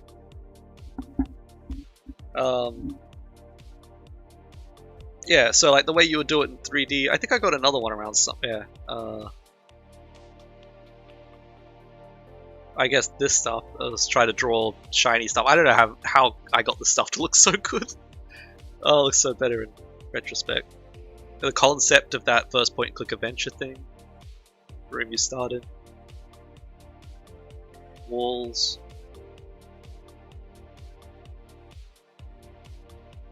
Weird, I could have sworn... Oh, it's probably in an album. Yeah. Albums. Drawings. Because I was going to try to do a drawing a day. That lasted absolutely no time at all. No, it's not here either. Hang on. I really like that fence one though. That worked out really well. I just scribbled.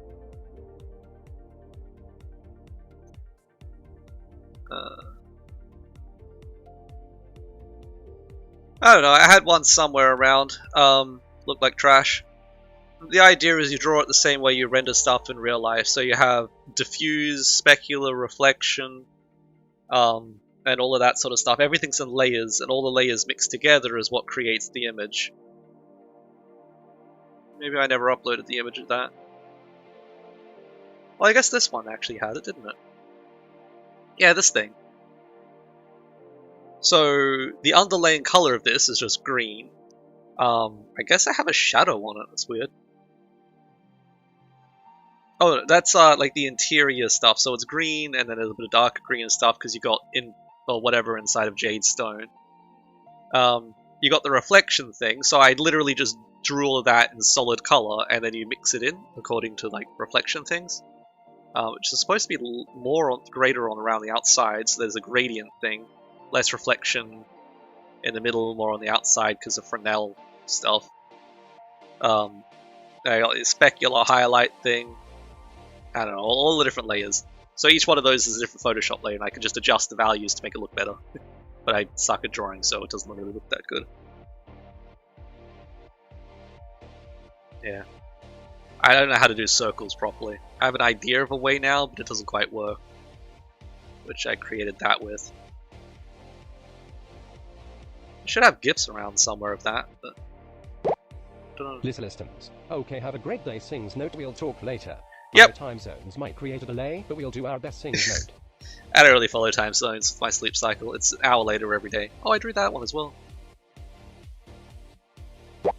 I don't think you give yourself enough credit. It's, again, accidentally looking good. It's not purposefully looking good. Like, this looks absolute trash compared to the reference I was going on. Like, I could not make it look like what it's supposed to look. Nah, like, the thing that I wanted this to look like, this does not look like in the slightest. That was my room. I was trying to do weird perspective stuff from where I was sitting. It's like, I got a pair of pants that's just like hanging down off the side of my computer. It's weird, distorted, warpy stuff. Screen door for my door. Doesn't quite work. I'm trying to practice, but, you know, whenever I'm doing stuff, I'm usually doing stuff, and whenever I'm not doing stuff, I'm doing other stuff. I got a nice drawing tablet and stuff to try, because if I was going to do it, I'm going to invest in it, and I don't know. Well, a day when my code annoys me too much, I'll go back to it. Yeah, the problem is that I can't make things look like how they are supposed to look. The thing that I imagine and the thing that I draw are two different, completely different things. Like, the best example is when I tried to 3D model a sword, and it ended up being a chandelier, because that's what it looked like. Like a complete accident. It's never meant to be that. It's just what it turned into. It looked absolutely nothing like what I tried to create. Yeah. Systems. Question mark, question mark, question mark. So a chandelier is like that thing that you have candles on. And it hangs from the roof. Yeah, like this.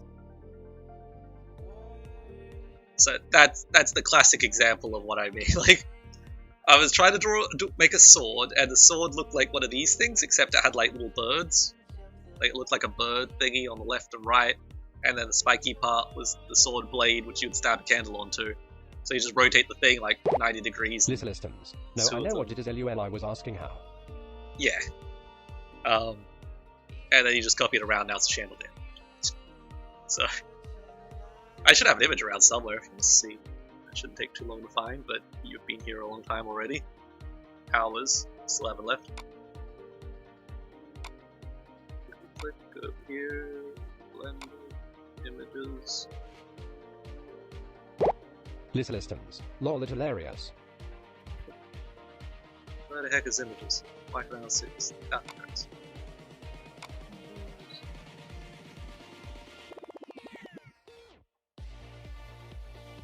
All my old renders. There we are. There it is. So it's like the point of the sword, and that was supposed to be a handguard, but it looks like a little bird. I was trying to do it entirely by imagination, no reference or anything. Yeah, so that's what that turned into. All my real old renders. Systems. It's a nice chandelier. Yeah. Terrible sword though. That's the whole point. So many things. That's all out of order though. Oh, here's the a much earlier version of that game. So that was the outside part, and then these are the rooms that are supposed to be on the inside past the door. Originally I was going to build it entirely all within Blender, so this is very old.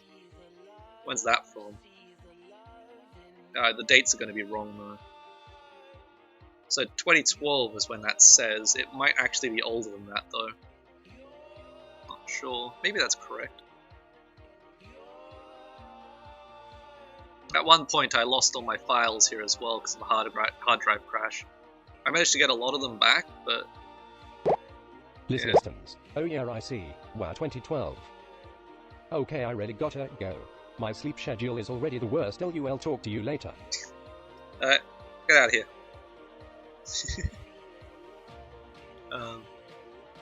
Oh, yeah, we're on Discord now, so I don't need to email you. Okay, back to coding. What am I doing? I'm trying to get my damn Atlas thing to work. What was I doing? So I got that there. What was going on? Apart from everything being wrong. Files, upload.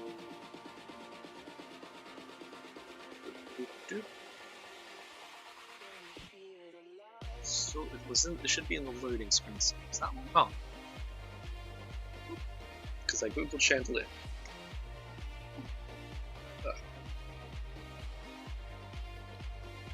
What do I see? I see this mess. What is this mess? It could just be... I mean, that to me looks like everything's just the wrong size. It's trying to make it 100% or something. What does the code say? Oh, what does it say? What does it show if I move around? Oh, that's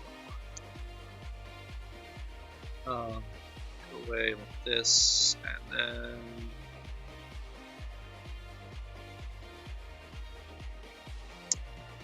And then, where am I going? What am I doing? I am putting my debugger back on. Shade on this debugger. What did I just do?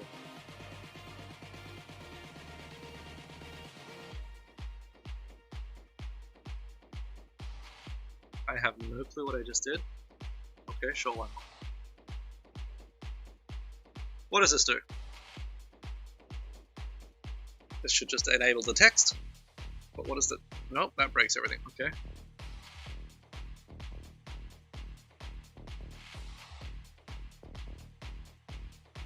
This should be fine. I doubt I'm referencing something that doesn't exist. Damn it. What have I done?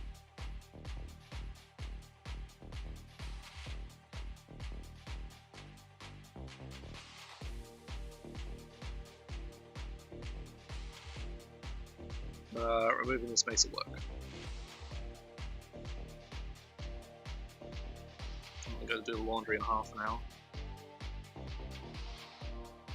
Oh, damn you! Damn you! I really got to get that console back up and running. I still have no clue why it doesn't.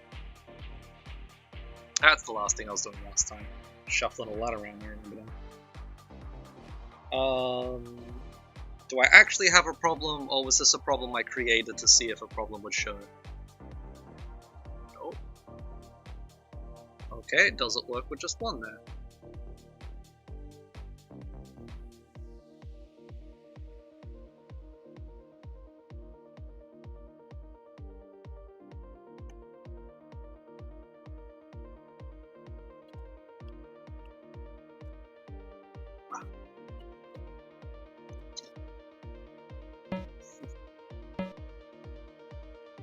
Nope. Okay, what's the problem? Because this was working. I doubt it's what I'm trying to display. But I also doubt that it's anything within here.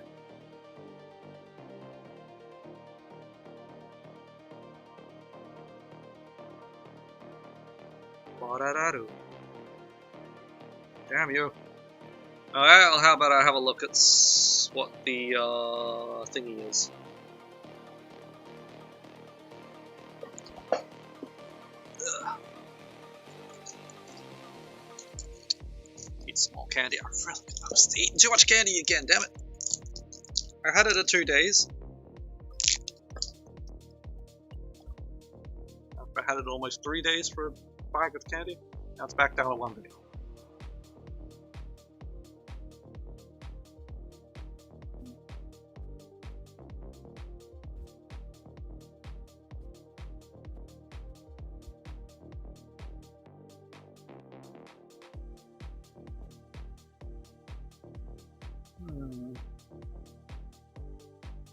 How did I break you, damn it?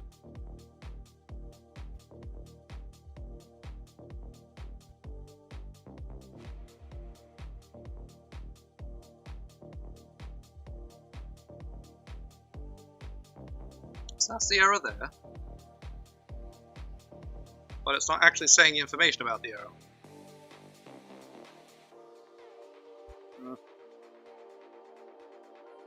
Did I accidentally delete something?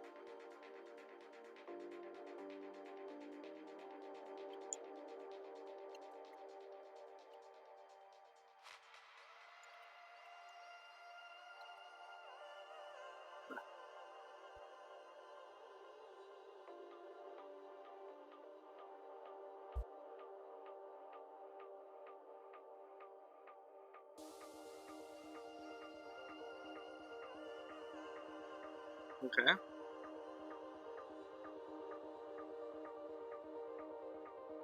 Is that what I'm doing?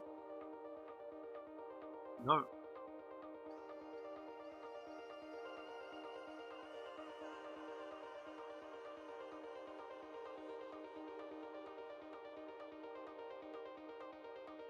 I also do.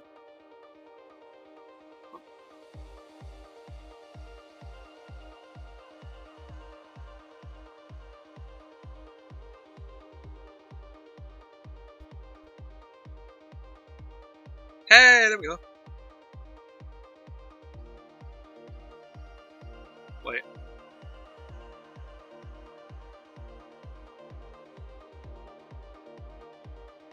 Ah. That goes on the other one.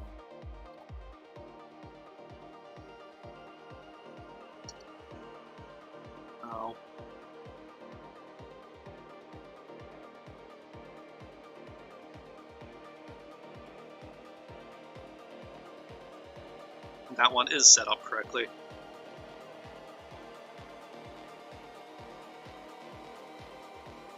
Okay.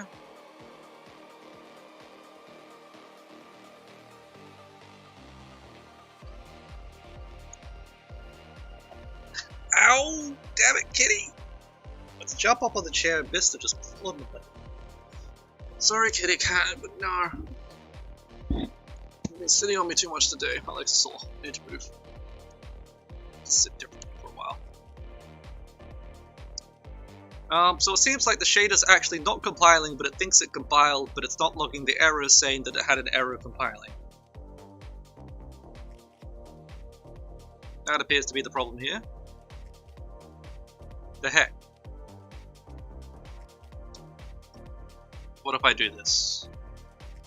Let's force it to display that.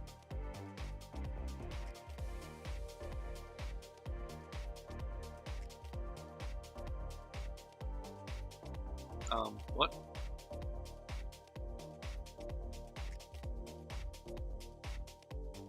Is this not correct? Oh, I didn't save it? Oh, I just changed it. Is it bad upload? Refresh again? You're not saying anything.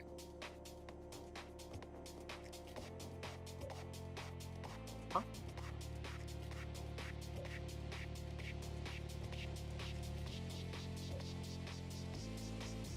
Are we not running this?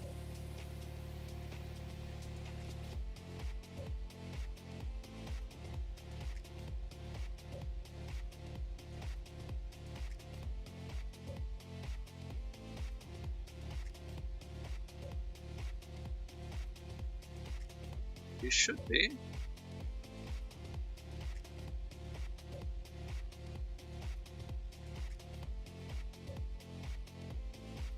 Okay. How the heck does this thing work? Ow! Ah! Breathing weirdly while sitting in a weird position. Blah blah blah blah. There's another one of these. Wait, is that...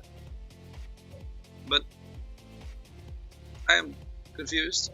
Hang on, what?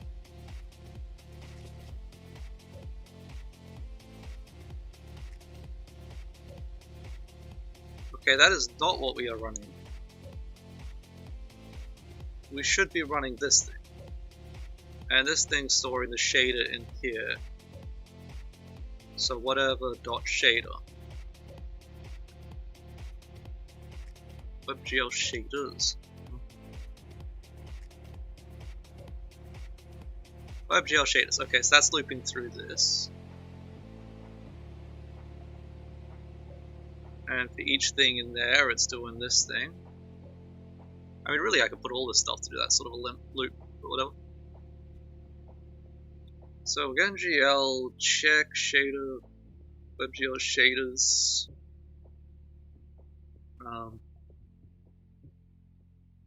So we check to see if it's done. The check will be added by 1 or 0, I guess, if it's true or false. How do you work? So if it's true, it's 1, it gets plus, it's plus 1. If it's false, it's a 0, so it's not anything. And then if this is the same length as the amount of shaders that there are,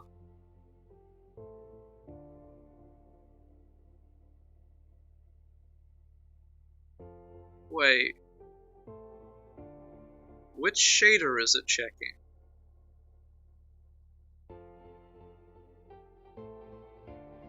This is checking all the shaders against all the shaders. What the heck am I doing here, buddy?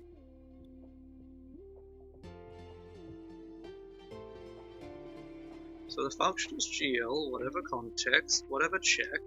We have all of the shaders stored in here, and we're checking all of the shaders in the GPU shader done. If there is the length of things, if it's not, then it's failed and false. Otherwise, undefined, it worked.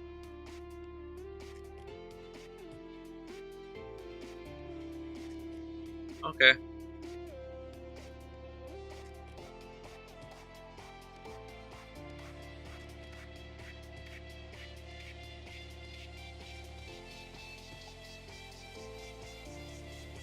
I see no problem with doing it this way. It is the way I feel like it should be getting done right now.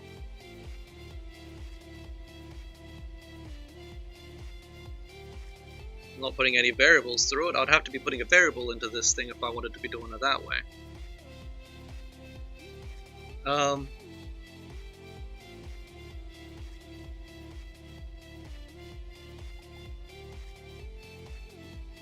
Validating shaders compile. Validating shaders, I guess. Okay. I'll be doing that, so you're doing the shader done thingy, which sends it all up there. So you have data, GL, I mean you could also have GL or whatever. Shader is data shader, so we get the shader. Compile is the compile status thing. If not compiled, then we have a problem. And then it would be returning, else it would be doing this.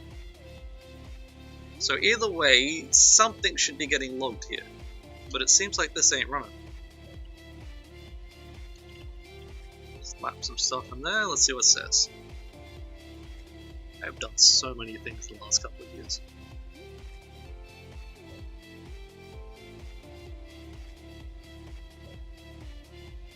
Wow, we got a lot of errors.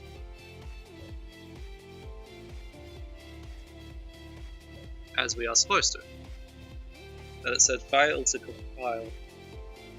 Hey, here we go! Okay, I have absolutely no clue what in the world changed there.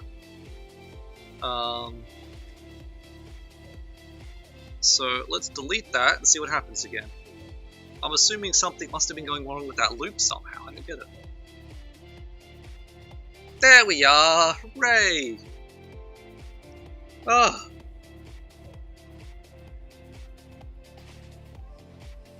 Yeah, and then that failed compile shader message is there. Which I really don't need that there, really. Oh, whatever. Ah, undeclared identifier. Well, that there is a massive damn problem. Because you are actually not important in the slightest. Never mind. Ah, sorry, I thought that was going to be a thing where the browser just happened to change or something. So the problem's just the first line. You don't exist. And now we should have our error logs. Oh, I love the error logs. That's going to speed things up again. Should remove a little bit of slashes there. So we've got no errors. What do we see?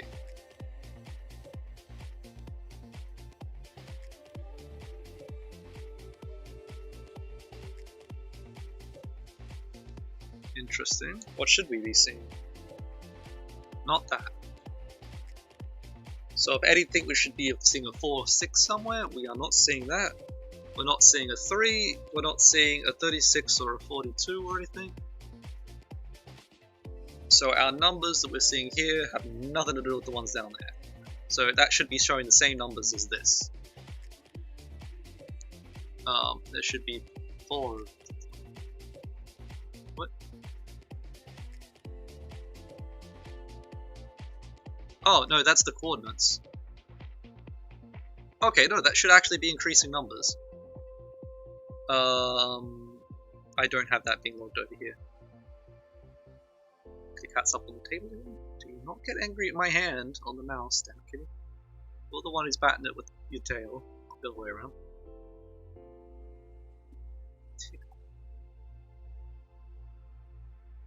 How long have I been doing for? I still haven't even done anything. 3 hours almost. Random. Yeah, I really hope that guy we end up working together. That'd be amazing. I hope he's actually good at art. The amount of artists that have tried and be like, yeah, I'll totally help you, and they have art abilities well worse than mine. It's like that's not how this is supposed to work, bro. You're supposed to be the better one.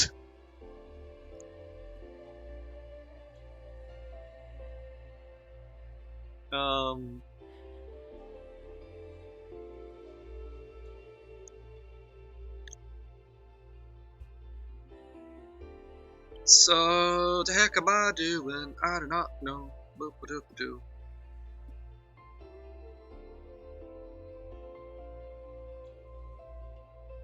I was about to do something. Oh yes, an extra error log.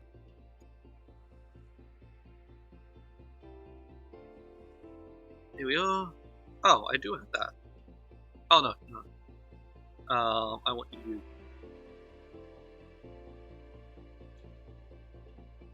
Okay. That should be all fine. I mean, isn't this requiring that?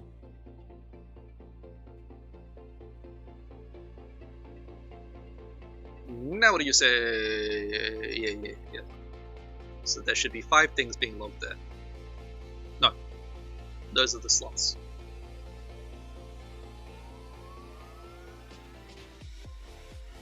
That actually seems to be correct. So 17, 18, 19, 20, 21. Those are the indexes of things that I am looking for. It's like just 21. Yeah, 21's the last one that was done, 21 was the last one here, so yeah. That appears to be correct. Oddly, it's going down in order. So it's like it's trying to do 19, 18, 17, 21, and 20. 0 should not be a thing because that's the data image, so that's correct.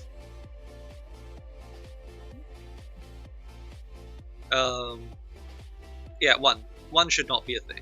1 should never be a thing. So we should just have 2 to 7, although 7's not a thing either because I just excluded that in case. 6 should also be incorrect, but that would be still showing the same information, but 6 is not actually an image that's supposed to be there. So that appears to be all okay. Okay.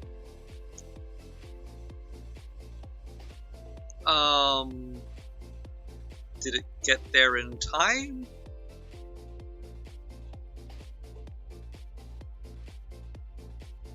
Okay, so with that being all okay...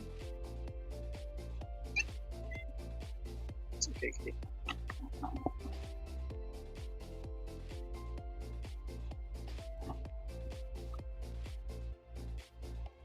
Absolutely love it, thank you, Cat.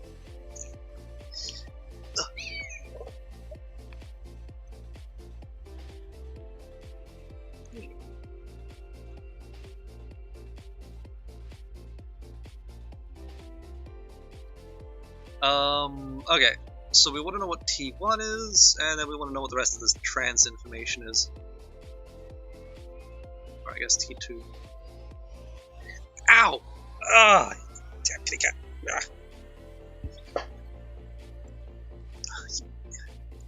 I'm gonna be poking you with my mouse, cat. Ah, I just wanna... Let's go down badly.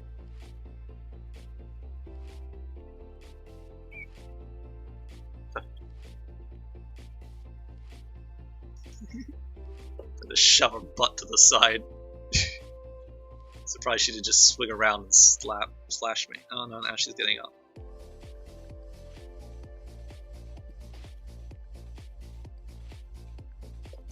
I'm not gonna touch you, kitty cat.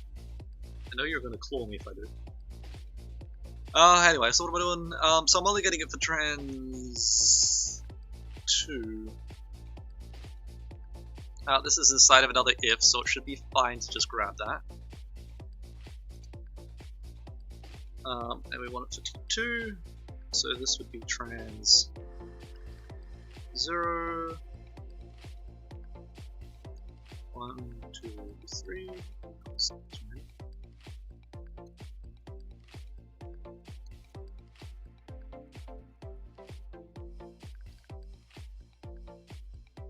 Drag it, drop it, away we go. Now what happens?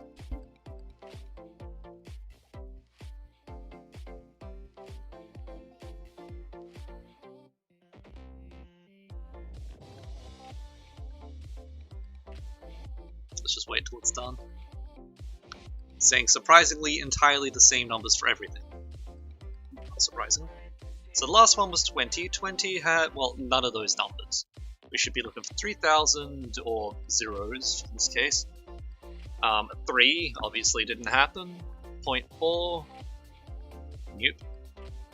And then another 0.4. So.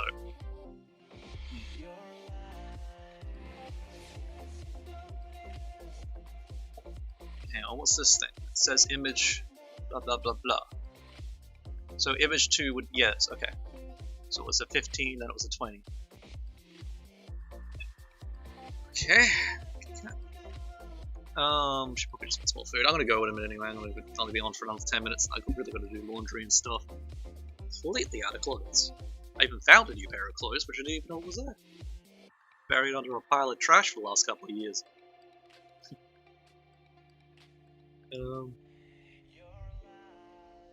Alright, well, obvious problems here. It's incrementing.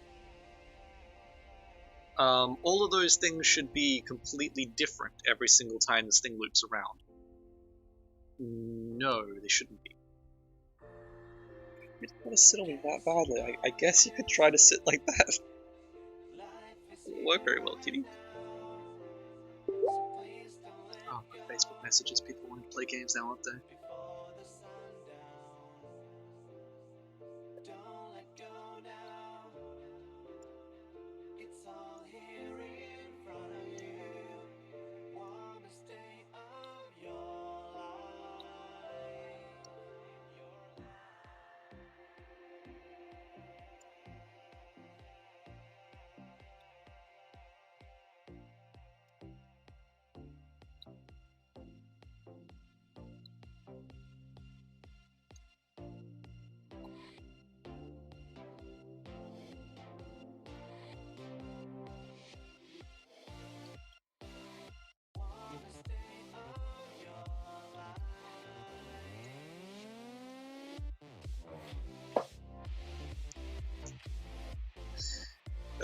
Inside jokes.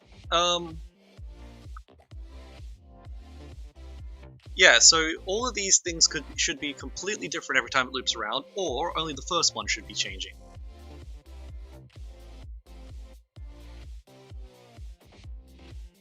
Let's just have it so I can keep a copy of this whole thing.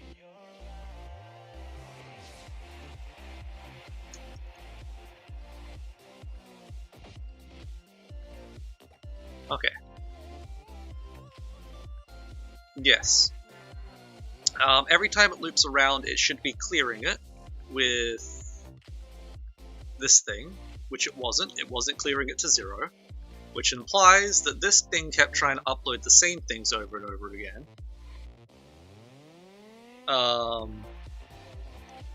We were only looking at the T's, so yeah. That thing's not clearing.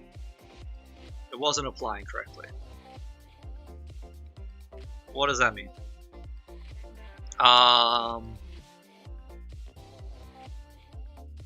That means the textures that are going through over and over again, and it's increasing the number of things rather than... I don't know. Let's see what this says.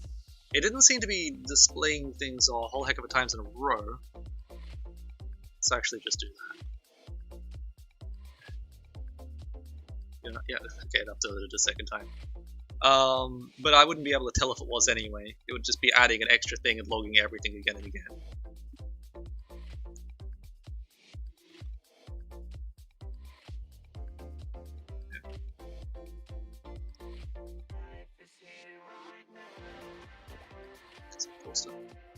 There we go. So that should just be saying 0. Okay, that is apparently what it's doing. So it's 21 things, 22 things, 23 things. No, that's not what that is it? Line 22.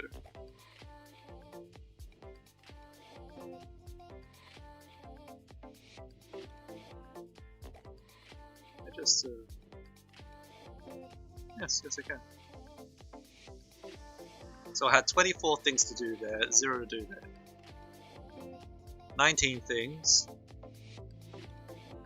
0, 0, 0. So 0 is clearly meaning there's nothing there.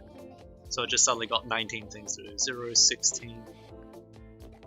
But then again, 15. 14. Yeah, I'm seeing a bit of a pattern here.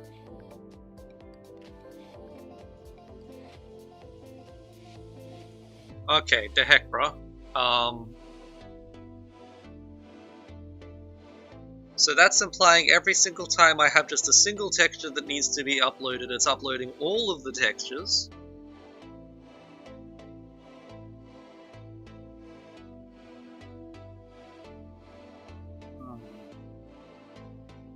how has this happened?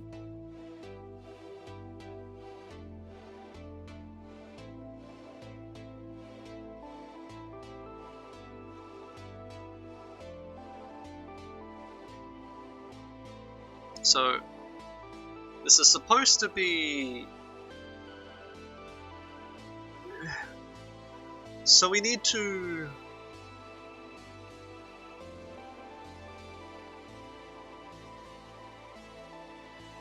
Because that could be...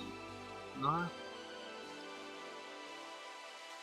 So we'll loop it through all the things that we need to upload. This is things creating the texture. Textures, push, whatever. That gets that. That only happens if the image exists and the image atlas... Image update atlas is a thing, or scene rendering WebGL to update is a thing. Is to update always a thing? What assigns you? Atlas Packer assigns you? But only when it goes outside the range of things to be done.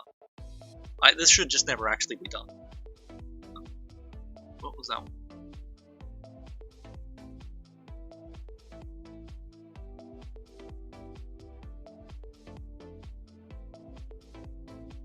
I do remember messing with this at some point.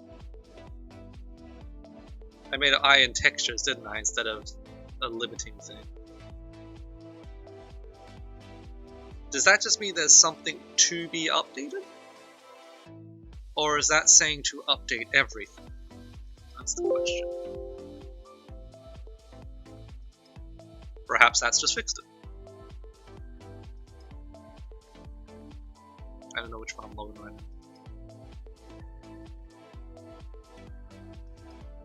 Apparently I'm not logging anything. Always 0. Okay, that's implying that this is the only way I've ever been doing stuff.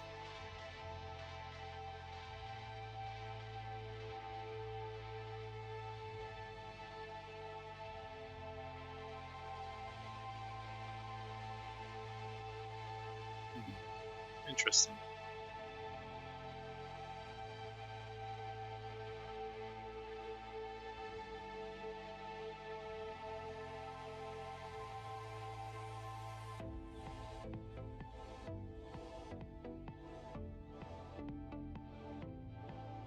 What? Oh, it's the CPU.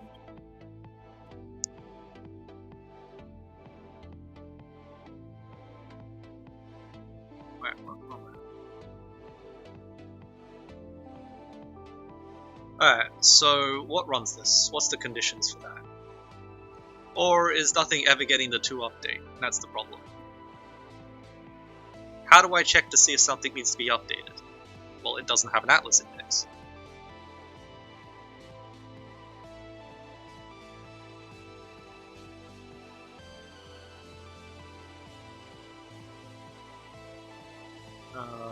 Okay, how's my atlas index look? Scene game dot scene dot files dot textures dot just any old thing dot atlas index.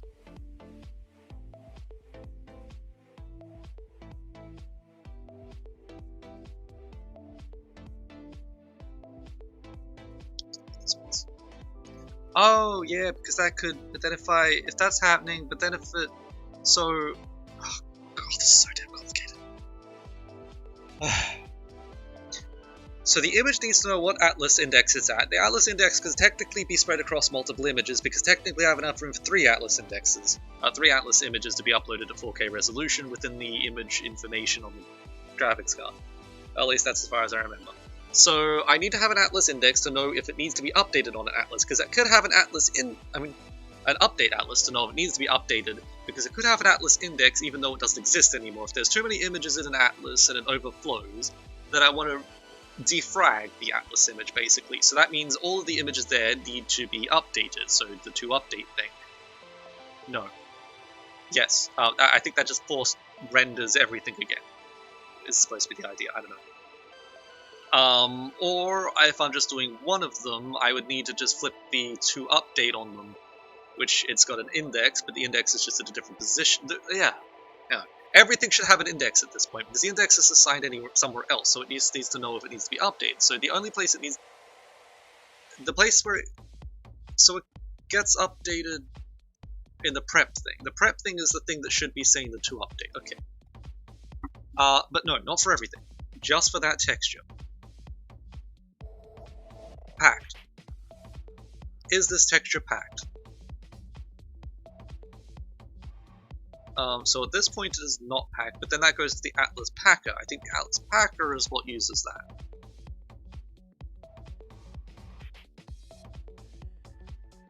So this just does it. This goes through everything to check to see what needs to be packed.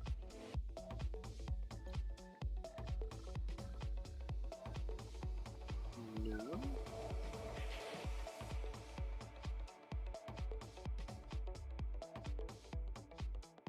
That's assigning a 0? No, 0. Oh, it's right here. For whatever reason that is, and it's being assigned as packed at this location, so this texture has now been packed into the Atlas. Okay. So I need to know if it's packed, and I need to know if it's uploaded. That is two different things.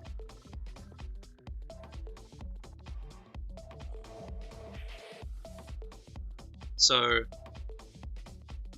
it gains an index when it requires to be put on an Atlas for where it's going to be put. You need to figure out where it's going to be put by knowing if it's packed. If it's packed, it has that coordinates at that Atlas index. Otherwise it doesn't, because it doesn't know about it yet.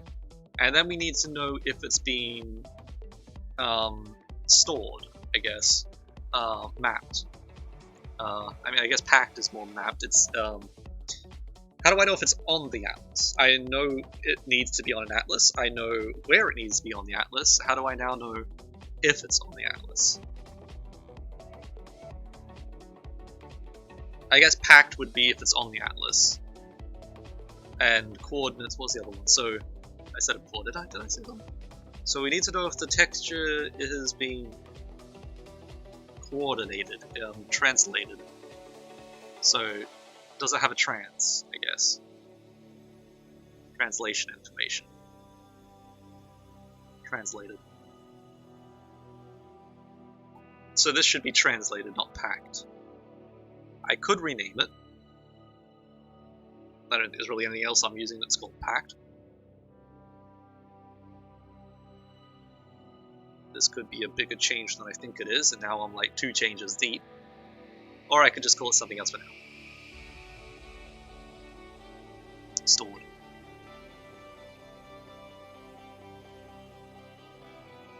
I would also want to know where it's stored. So I need a whole lot of stuff of that, which I feel like there should be within where the Atlas information is. Oh, required. Hang on. What does required mean? Okay, I feel like required means this is an active texture, which means there is something actively there right now that requires this texture. And that way I could toggle this when loading between different scenes and stuff like that. If a different scene has different textures, I just toggle all the textures off, and then I just toggle all of the ones back on again that I need. If the texture is not there, it just gets uploaded just the same. If it is there, then it just gets toggled back on again, because it's already stored there. We don't have to rewrite it back to the graphics card. Unless I want to defrag. When I'm defragging, it just goes through. If it's not required, you just don't get put back into the image. Once after, like, you don't get defragged in, you just get deleted and freed, the space freed up. I'm pretty sure that's what that's supposed to be. So again, stored is whether or not it's stored in the Atlas image, which could be different things depending on different reasons. Let's just go with this. Let's not worry about future-proofing this thing, let's just make it. I feel like I need to do a big recode in this anyway. I don't think I have the storage in the individual outline. Let's worry about that when I need multiple 8K images. So stored, you will just have a simple toggle in here, rather than to update.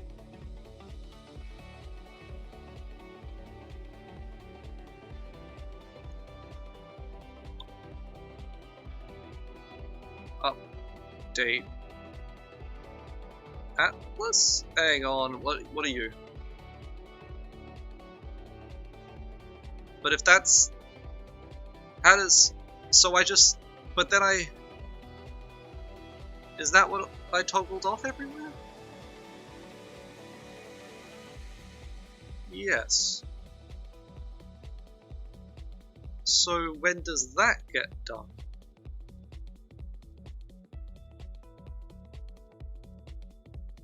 Never. Okay. There we go. Plunk that in there. Job done.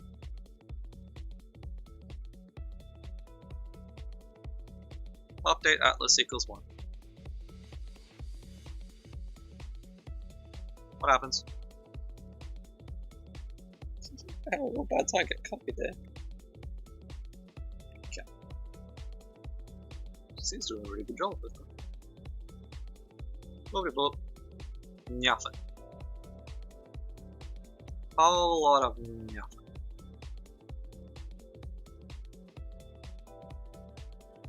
Okie dokie, the heck. So...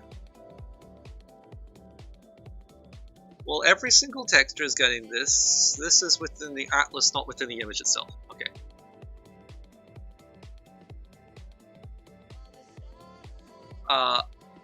How do I get to this information? This is where size and location is. So this is where this is.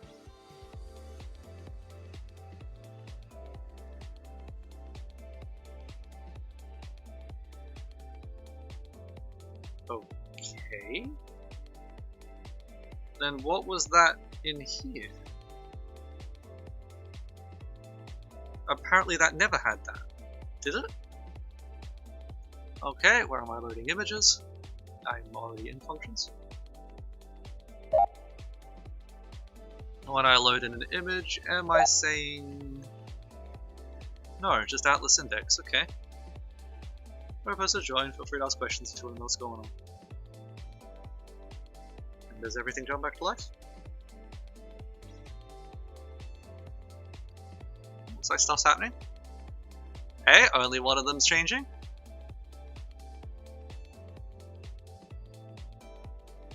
And that last one, I guess, just had 2 go up at once. Yeah, 2 in the same frame. Great. Perfect. Well, if nothing else, that's a massive optimization in performance. I was wondering why stuff was happening sometimes, where it created large amounts of lag. It's uploading the entire Atlas texture a bajillion times. I am unbelievably surprised that wasn't actually so bad.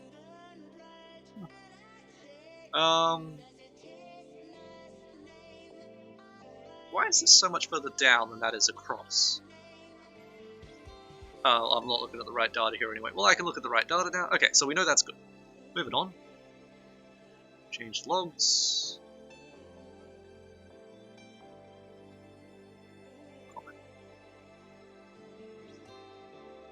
Let's see if that says something around about that.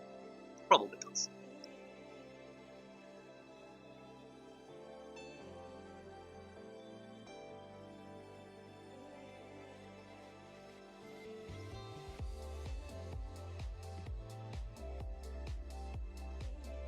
Didn't even look. Whatever. So the last one that goes up is that one. I think that was. So that should be this one. Whatever's in image 2 is what's being displayed. So we're definitely not getting these numbers.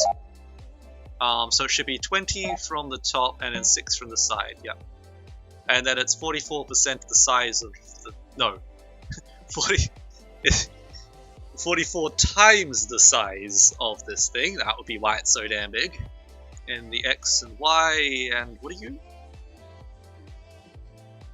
Oh, no, that's it. Okay, so image 2 is index 20. Index 20 is 6 from there, 44 from... no.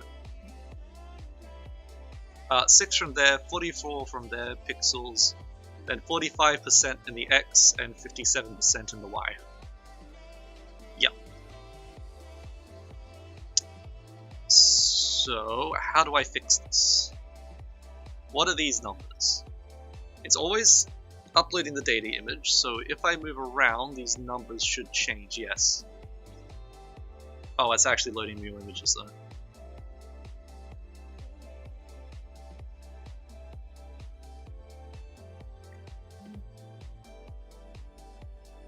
Well, that's adding and removing data from the thing, so that would be changing it. But nothing else is changing. It could be vertex coordinates and data junk like that. So what does that mean? That means there could be a problem with the index location of that, but I doubt it because everything else is running off that. It's the same thing for everything. Everything is saying Atlas is 5. I'm not using anything else. So I don't need any of that information, but it could be accidentally using one. I don't use any of that to find Atlas information. Everything else could actually just be accidentally working because of this, but I doubt it. Oh, I really hope that's not the problem, because I ain't going to find that out until I just undo everything back into existence. Okay, where am I at? So, is the trans data getting indexed correctly? It should be. It's the same thing I'm using for all the other ones, except this is a slight variation, because we don't need that part, basically. We just want this information. And it should be literally copy-paste. Image 0 is image 0. So Atlas 0 is 0 size ID of whatever the ID is. The ID is no longer being offset. Not being offset here. It shouldn't be getting offset over there, because otherwise that number wouldn't have lined up. Unless I copy-pasted it with the offset, which I feel like I would have noticed. Where am I?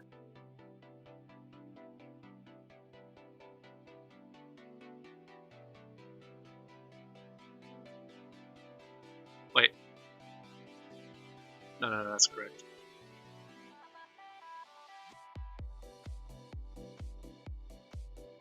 Because this thing's just 1 to 5, I believe I'm currently doing. Wait, that's not flipping back? Oh yes it is, okay. So that's going up until it reaches 5.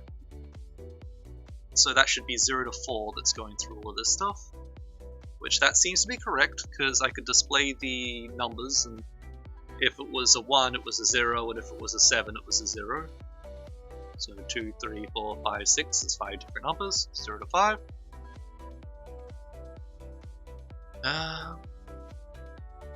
So 0 offset by 2 is 2 to 6.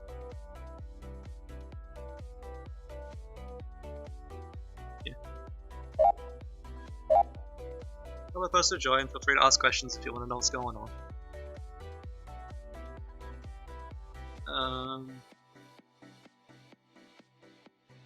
So I'm not offsetting this. And wait, what is that? No, that's that thing. I'm not offsetting. What am I not offsetting? T. I'm not offsetting this. And that's the size of the image. I mean, I shouldn't need to log that one because it's just literally being checked. So this should just be looking at that. And that should be where this data is stored, which appears to be correct on the CPU side.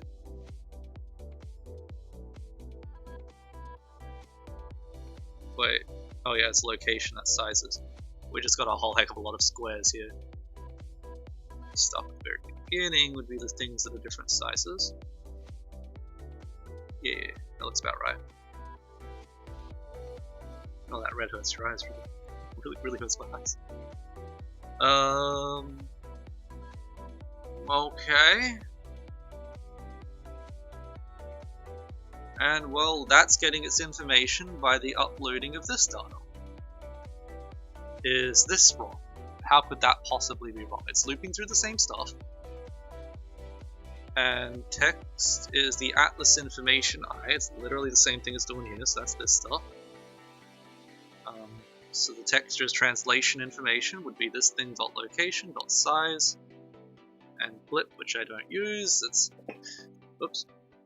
All of this information should be correct, otherwise the rest of the stuff shouldn't have been working, but now I don't know if it is or isn't. It's being got the same way, it's... oh, this is wrong. Yeah, this is wrong. You don't put that there, because it needs to be uploaded into the data image. The data image is being sent here, but that hasn't been updated here. So again, what the heck is the thingy updated? Let's just try dump it directly in there. So that's what sends it up. I believe at the bottom of this should be the best place to put it. Oh, let's give it a go again. So I believe now we just see the small stuff, but it's all the same size.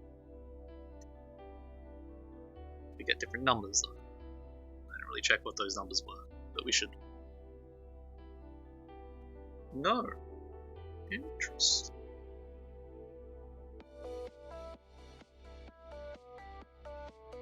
Yes, actually we do get different numbers. Huh. Was that a 6 before? I thought it was like a 6 and 22 or something. Image 21. Yeah, none of that's right. Less rounding, I guess. No, nope. Okay. I mean, it looks pretty much the same, maybe I'm just remembering the numbers wrong. So 4, 54, 55 times, and 56 times. I'm pretty sure those were 40s, but I don't know. I believe it should be saying something different anyway, because now it's rendering a frame, but then it wasn't changing before. I don't know.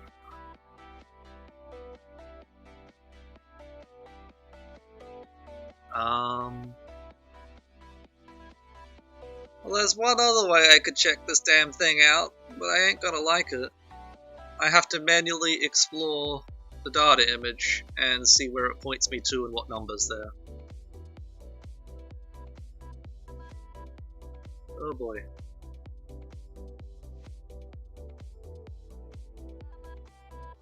Well, I guess we just gotta do it. How big is my data image? That's the first question.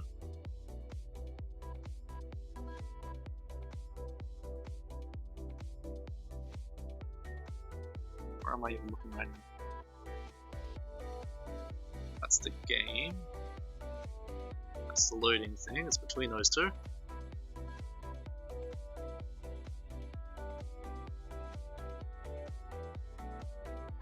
My data image is that big, I believe.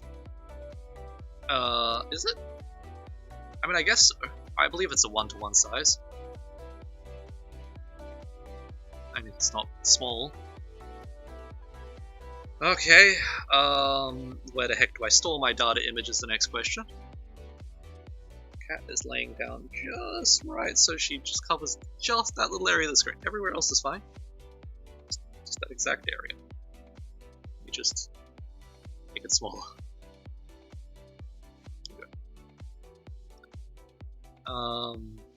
That times that. And we need to go to data image. Data images over where? Oh, that's right. I was going to do laundry now. Quarter of an hour ago. I guess I could just dig around. Data image in WebGL Atlas. Hang on, there's another way I can find this thing. I've got it written all over the place. Here we go. So this thing, that index, -1. Undefined. Really? 0?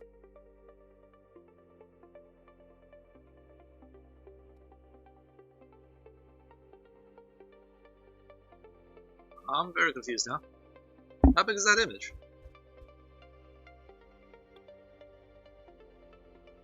This is the right, but if it, huh?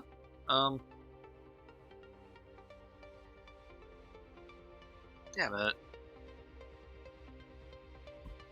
Unless I had to find it somewhere here instead. I don't think so. Oh, there it is.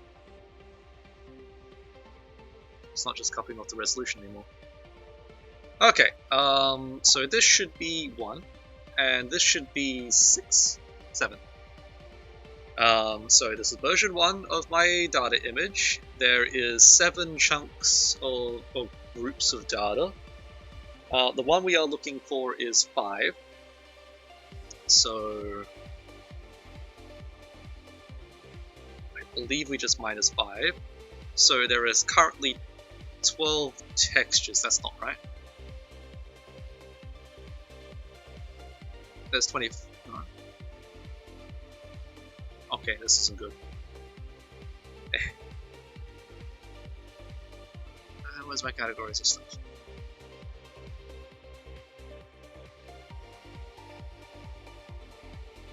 So the first one should be this, faces.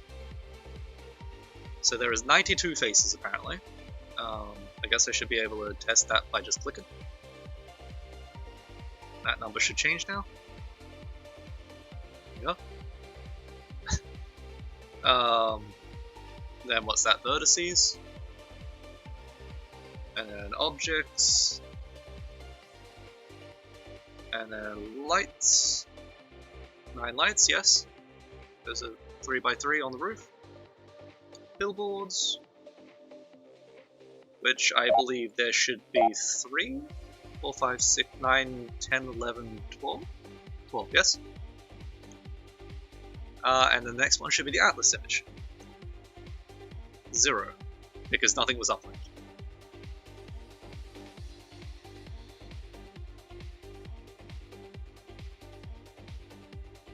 And the next one's the grid, which should be, I don't even know what that is. That entirely depends on stuff. So apparently there's 36 tiles? Really? A lot of tiles. Whatever. So that is telling me that there is absolutely no data image information for the texture atlas. There is no atlas information. I don't believe I need to do anything extra here. I mean, the lights and the billboards work perfectly fine. It was rendering correctly.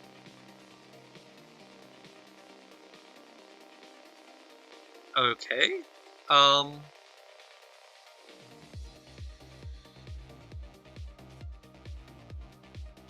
So apparently this is not happening. What is in here? 24 things.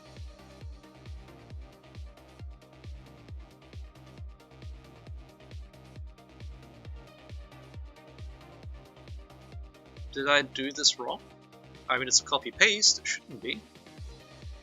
The array is the array. I copy-pasted it from here.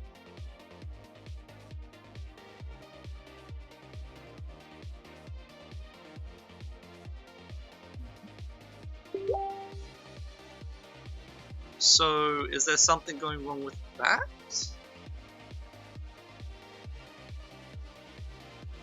It would have to be this function here, because this is what assigns this number. To that magical piece of whatever the heck you are. Magic. Oh, I really don't want to have to get into reverse engineering this thing again. So that's like a drastically simplified version. So it should just be going into group. People asking to play games. I hear bloops, but there's no new messages.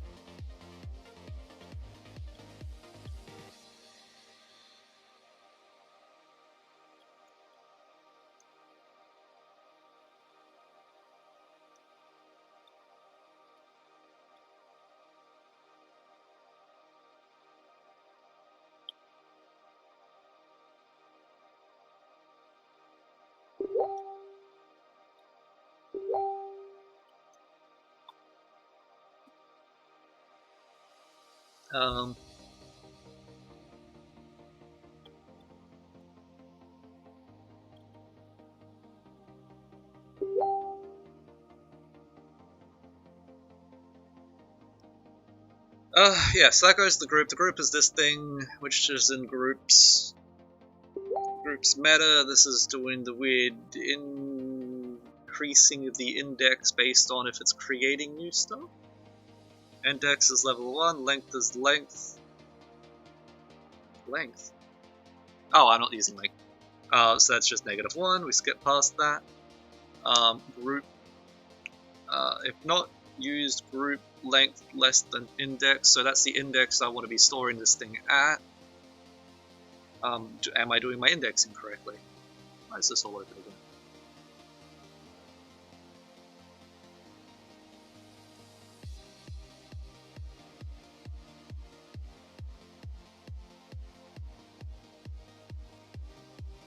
Keep that one there because that's where this thing is now. That's what I'm looking for. T. Ah! It's not a number! I mean, it is a number, but that's not a number. I believe I just do that. It becomes a number. Oh god, I really hope that's what it is. Maybe this one thing in particular has been uploaded ever so slightly different because of this loop, and that's what's been breaking the whole thing, because it's a number, the indexing system does not like it, and it's converting things into a string. I'm actually surprised it's not just corrupting all of the data, if that's what it's doing.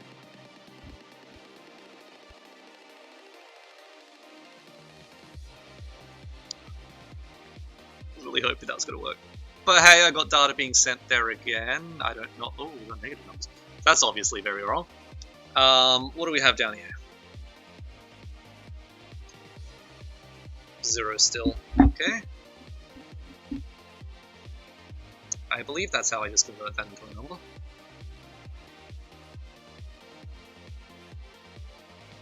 Yep.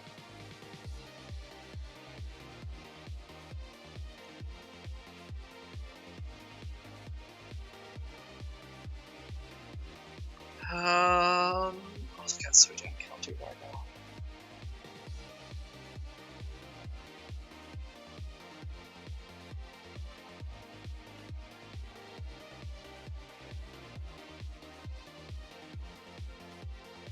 Am I doing this in the wrong place?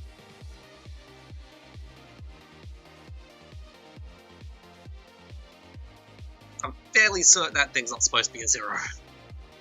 Oh, I'd be so annoyed if that actually is supposed to be that. So let's have a little look-sees down here again. I mean, we know stuff's being uploaded at these places. So this should be all fine. Anywhere past this, anywhere under that is the idea. So let's just scroll to the bottom of that and plonk that. Well, it's already there.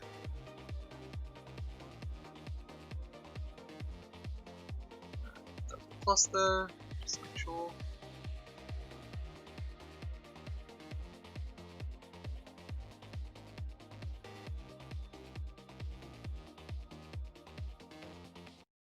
Hey, we got stuff. It's different. So we got our images there now, but they are the wrong scale. Is it just pointing somewhere else now? Last one that went up was 19.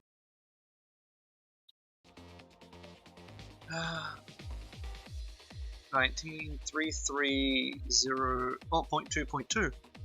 Is that a 0.2? No. They're all the same in that regard. Okay, what if I move the mouse? Nothing. Moving around does stuff, but not correctly. Oh, the red squares. The red squares. We got an image.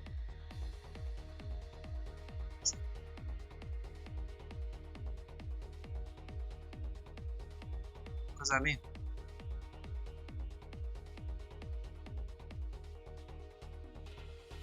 Why was that image there? Why is it, what's the rules for squares? What's red mean? I've got an image where it's supposed to be. But, just the red squares. What does this mean? Okay, so that just tried to do a heap of images at the same time.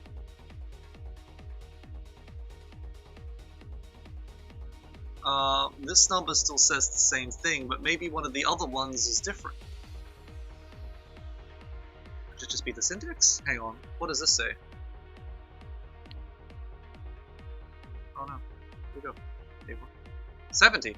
Oh, we have numbers. Let's refresh. Go again.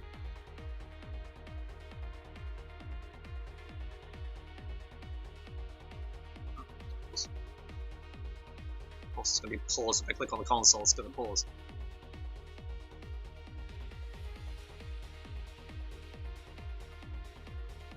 We got 10.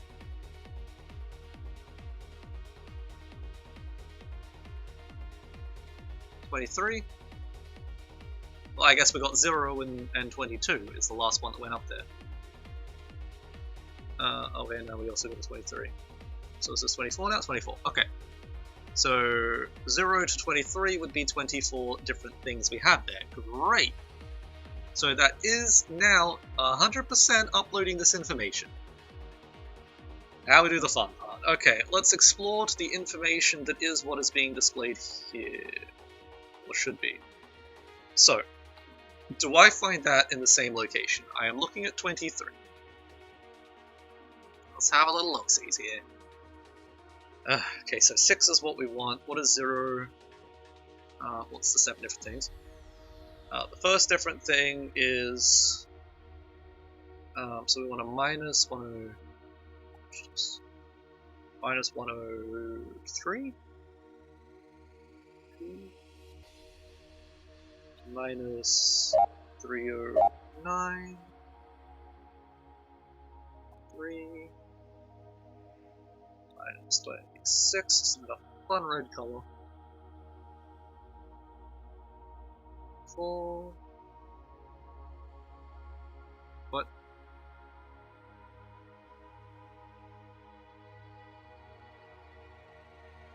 Oh. Wrapped around the middle line. 9,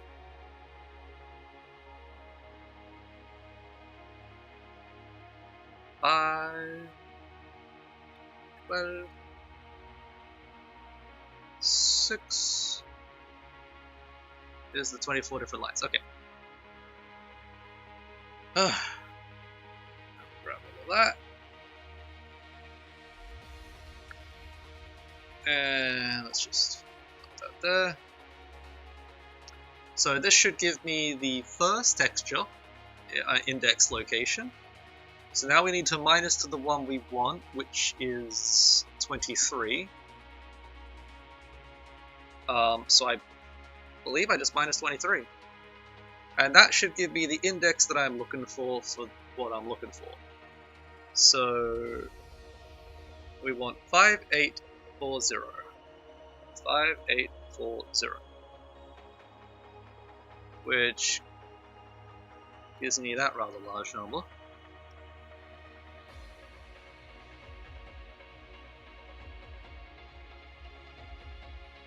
Plus 1?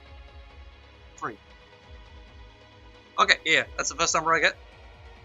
This next number should be 3. Oh. Oh no. That's giving me the right information, isn't it?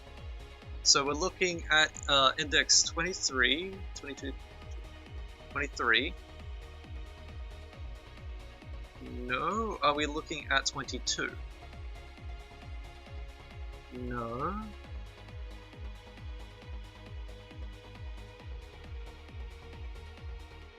That's a 3. And that's a 0.15. Are we looking at 21? We appear to be looking at 21. So 30, 67, 30, 67, then 3, and then 15625, 15625, and 15625, and then 0. Okay, and we're looking at 21 there. I should press enter with that, whatever. So it's supposed to be looking at 23.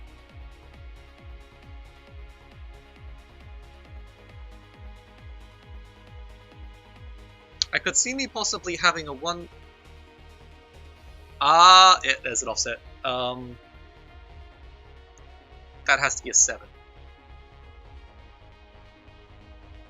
So that would bring that up by 1. So now 20... So I was looking at 21, so now I'm looking at 22. And I want to be looking at 23. But this starts at index 0? No. 7, 8? Okay. So the first bit of data is the version, the second bit of data is how many groups there are, the third bit of data is the first group. So the seventh bit of data would be the last group, so this needs to be 8 to be the first thing, the first index of the first group of data. Then we offset 103 to go to the first thing of the second bit of data, blah blah blah blah, and then 23 for the 23rd texture. And that gives me that number. So at that location I find 5850. So at 5850 I find a 3, that is correct. There should be a 3. No. That is what this one's saying. So a 3, then a 998, and then a point 046875. 046875, okay. Well, this is telling me the data image is correct. And then a 0, I believe, is the next one. Yeah.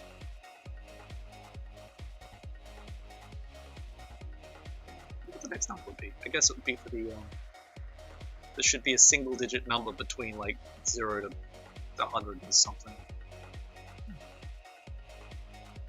I don't know what that stuff is. They should be looking at the, grid thing, which is... No. Yes? Yeah. I guess there's no bits of information in that grid. What's a length? No? Oh, yeah. Because if there's that many grid tasks, whatever. Okay.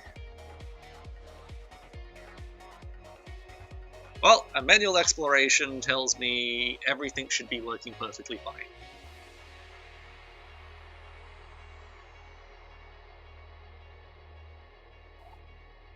Okay.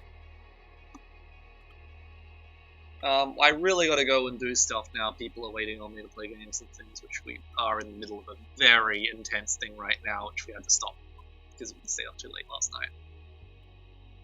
Okay, well, the next thing I'd have to do is I need to be able to manually assign a number here that will be uploaded to the graphics card as a variable so I can just do it in real time. And I need to see the numbers that the graphics card thinks is there. So I just need to literally repeat this. So have the index thing and see if it matches up with what this thing says. Yeah, just pressing enter and it'll assign the number up here, and if that number matches the one using that system. I'm assuming everything's probably going to be perfectly fine, and it's just a subtle index syntax error that I put somewhere somehow, I don't know. Maybe it's just indexed offset somehow. But yeah, I just gotta double check all the numbers that it's trying to display. So, but I really gotta do laundry and get me some food now. I don't wanna miss out again. Already had my noodles now. I have food, I need to go shopping. Let's keep pouring down the rain. I had it all today though. I really should have gone shopping today. But then I did this. It's distracted too long. But I feel like today's been a fairly productive day, even though I haven't really done anything. But I figured out how to test things. It's too red. I doubt I'll be back on later today, but you never know.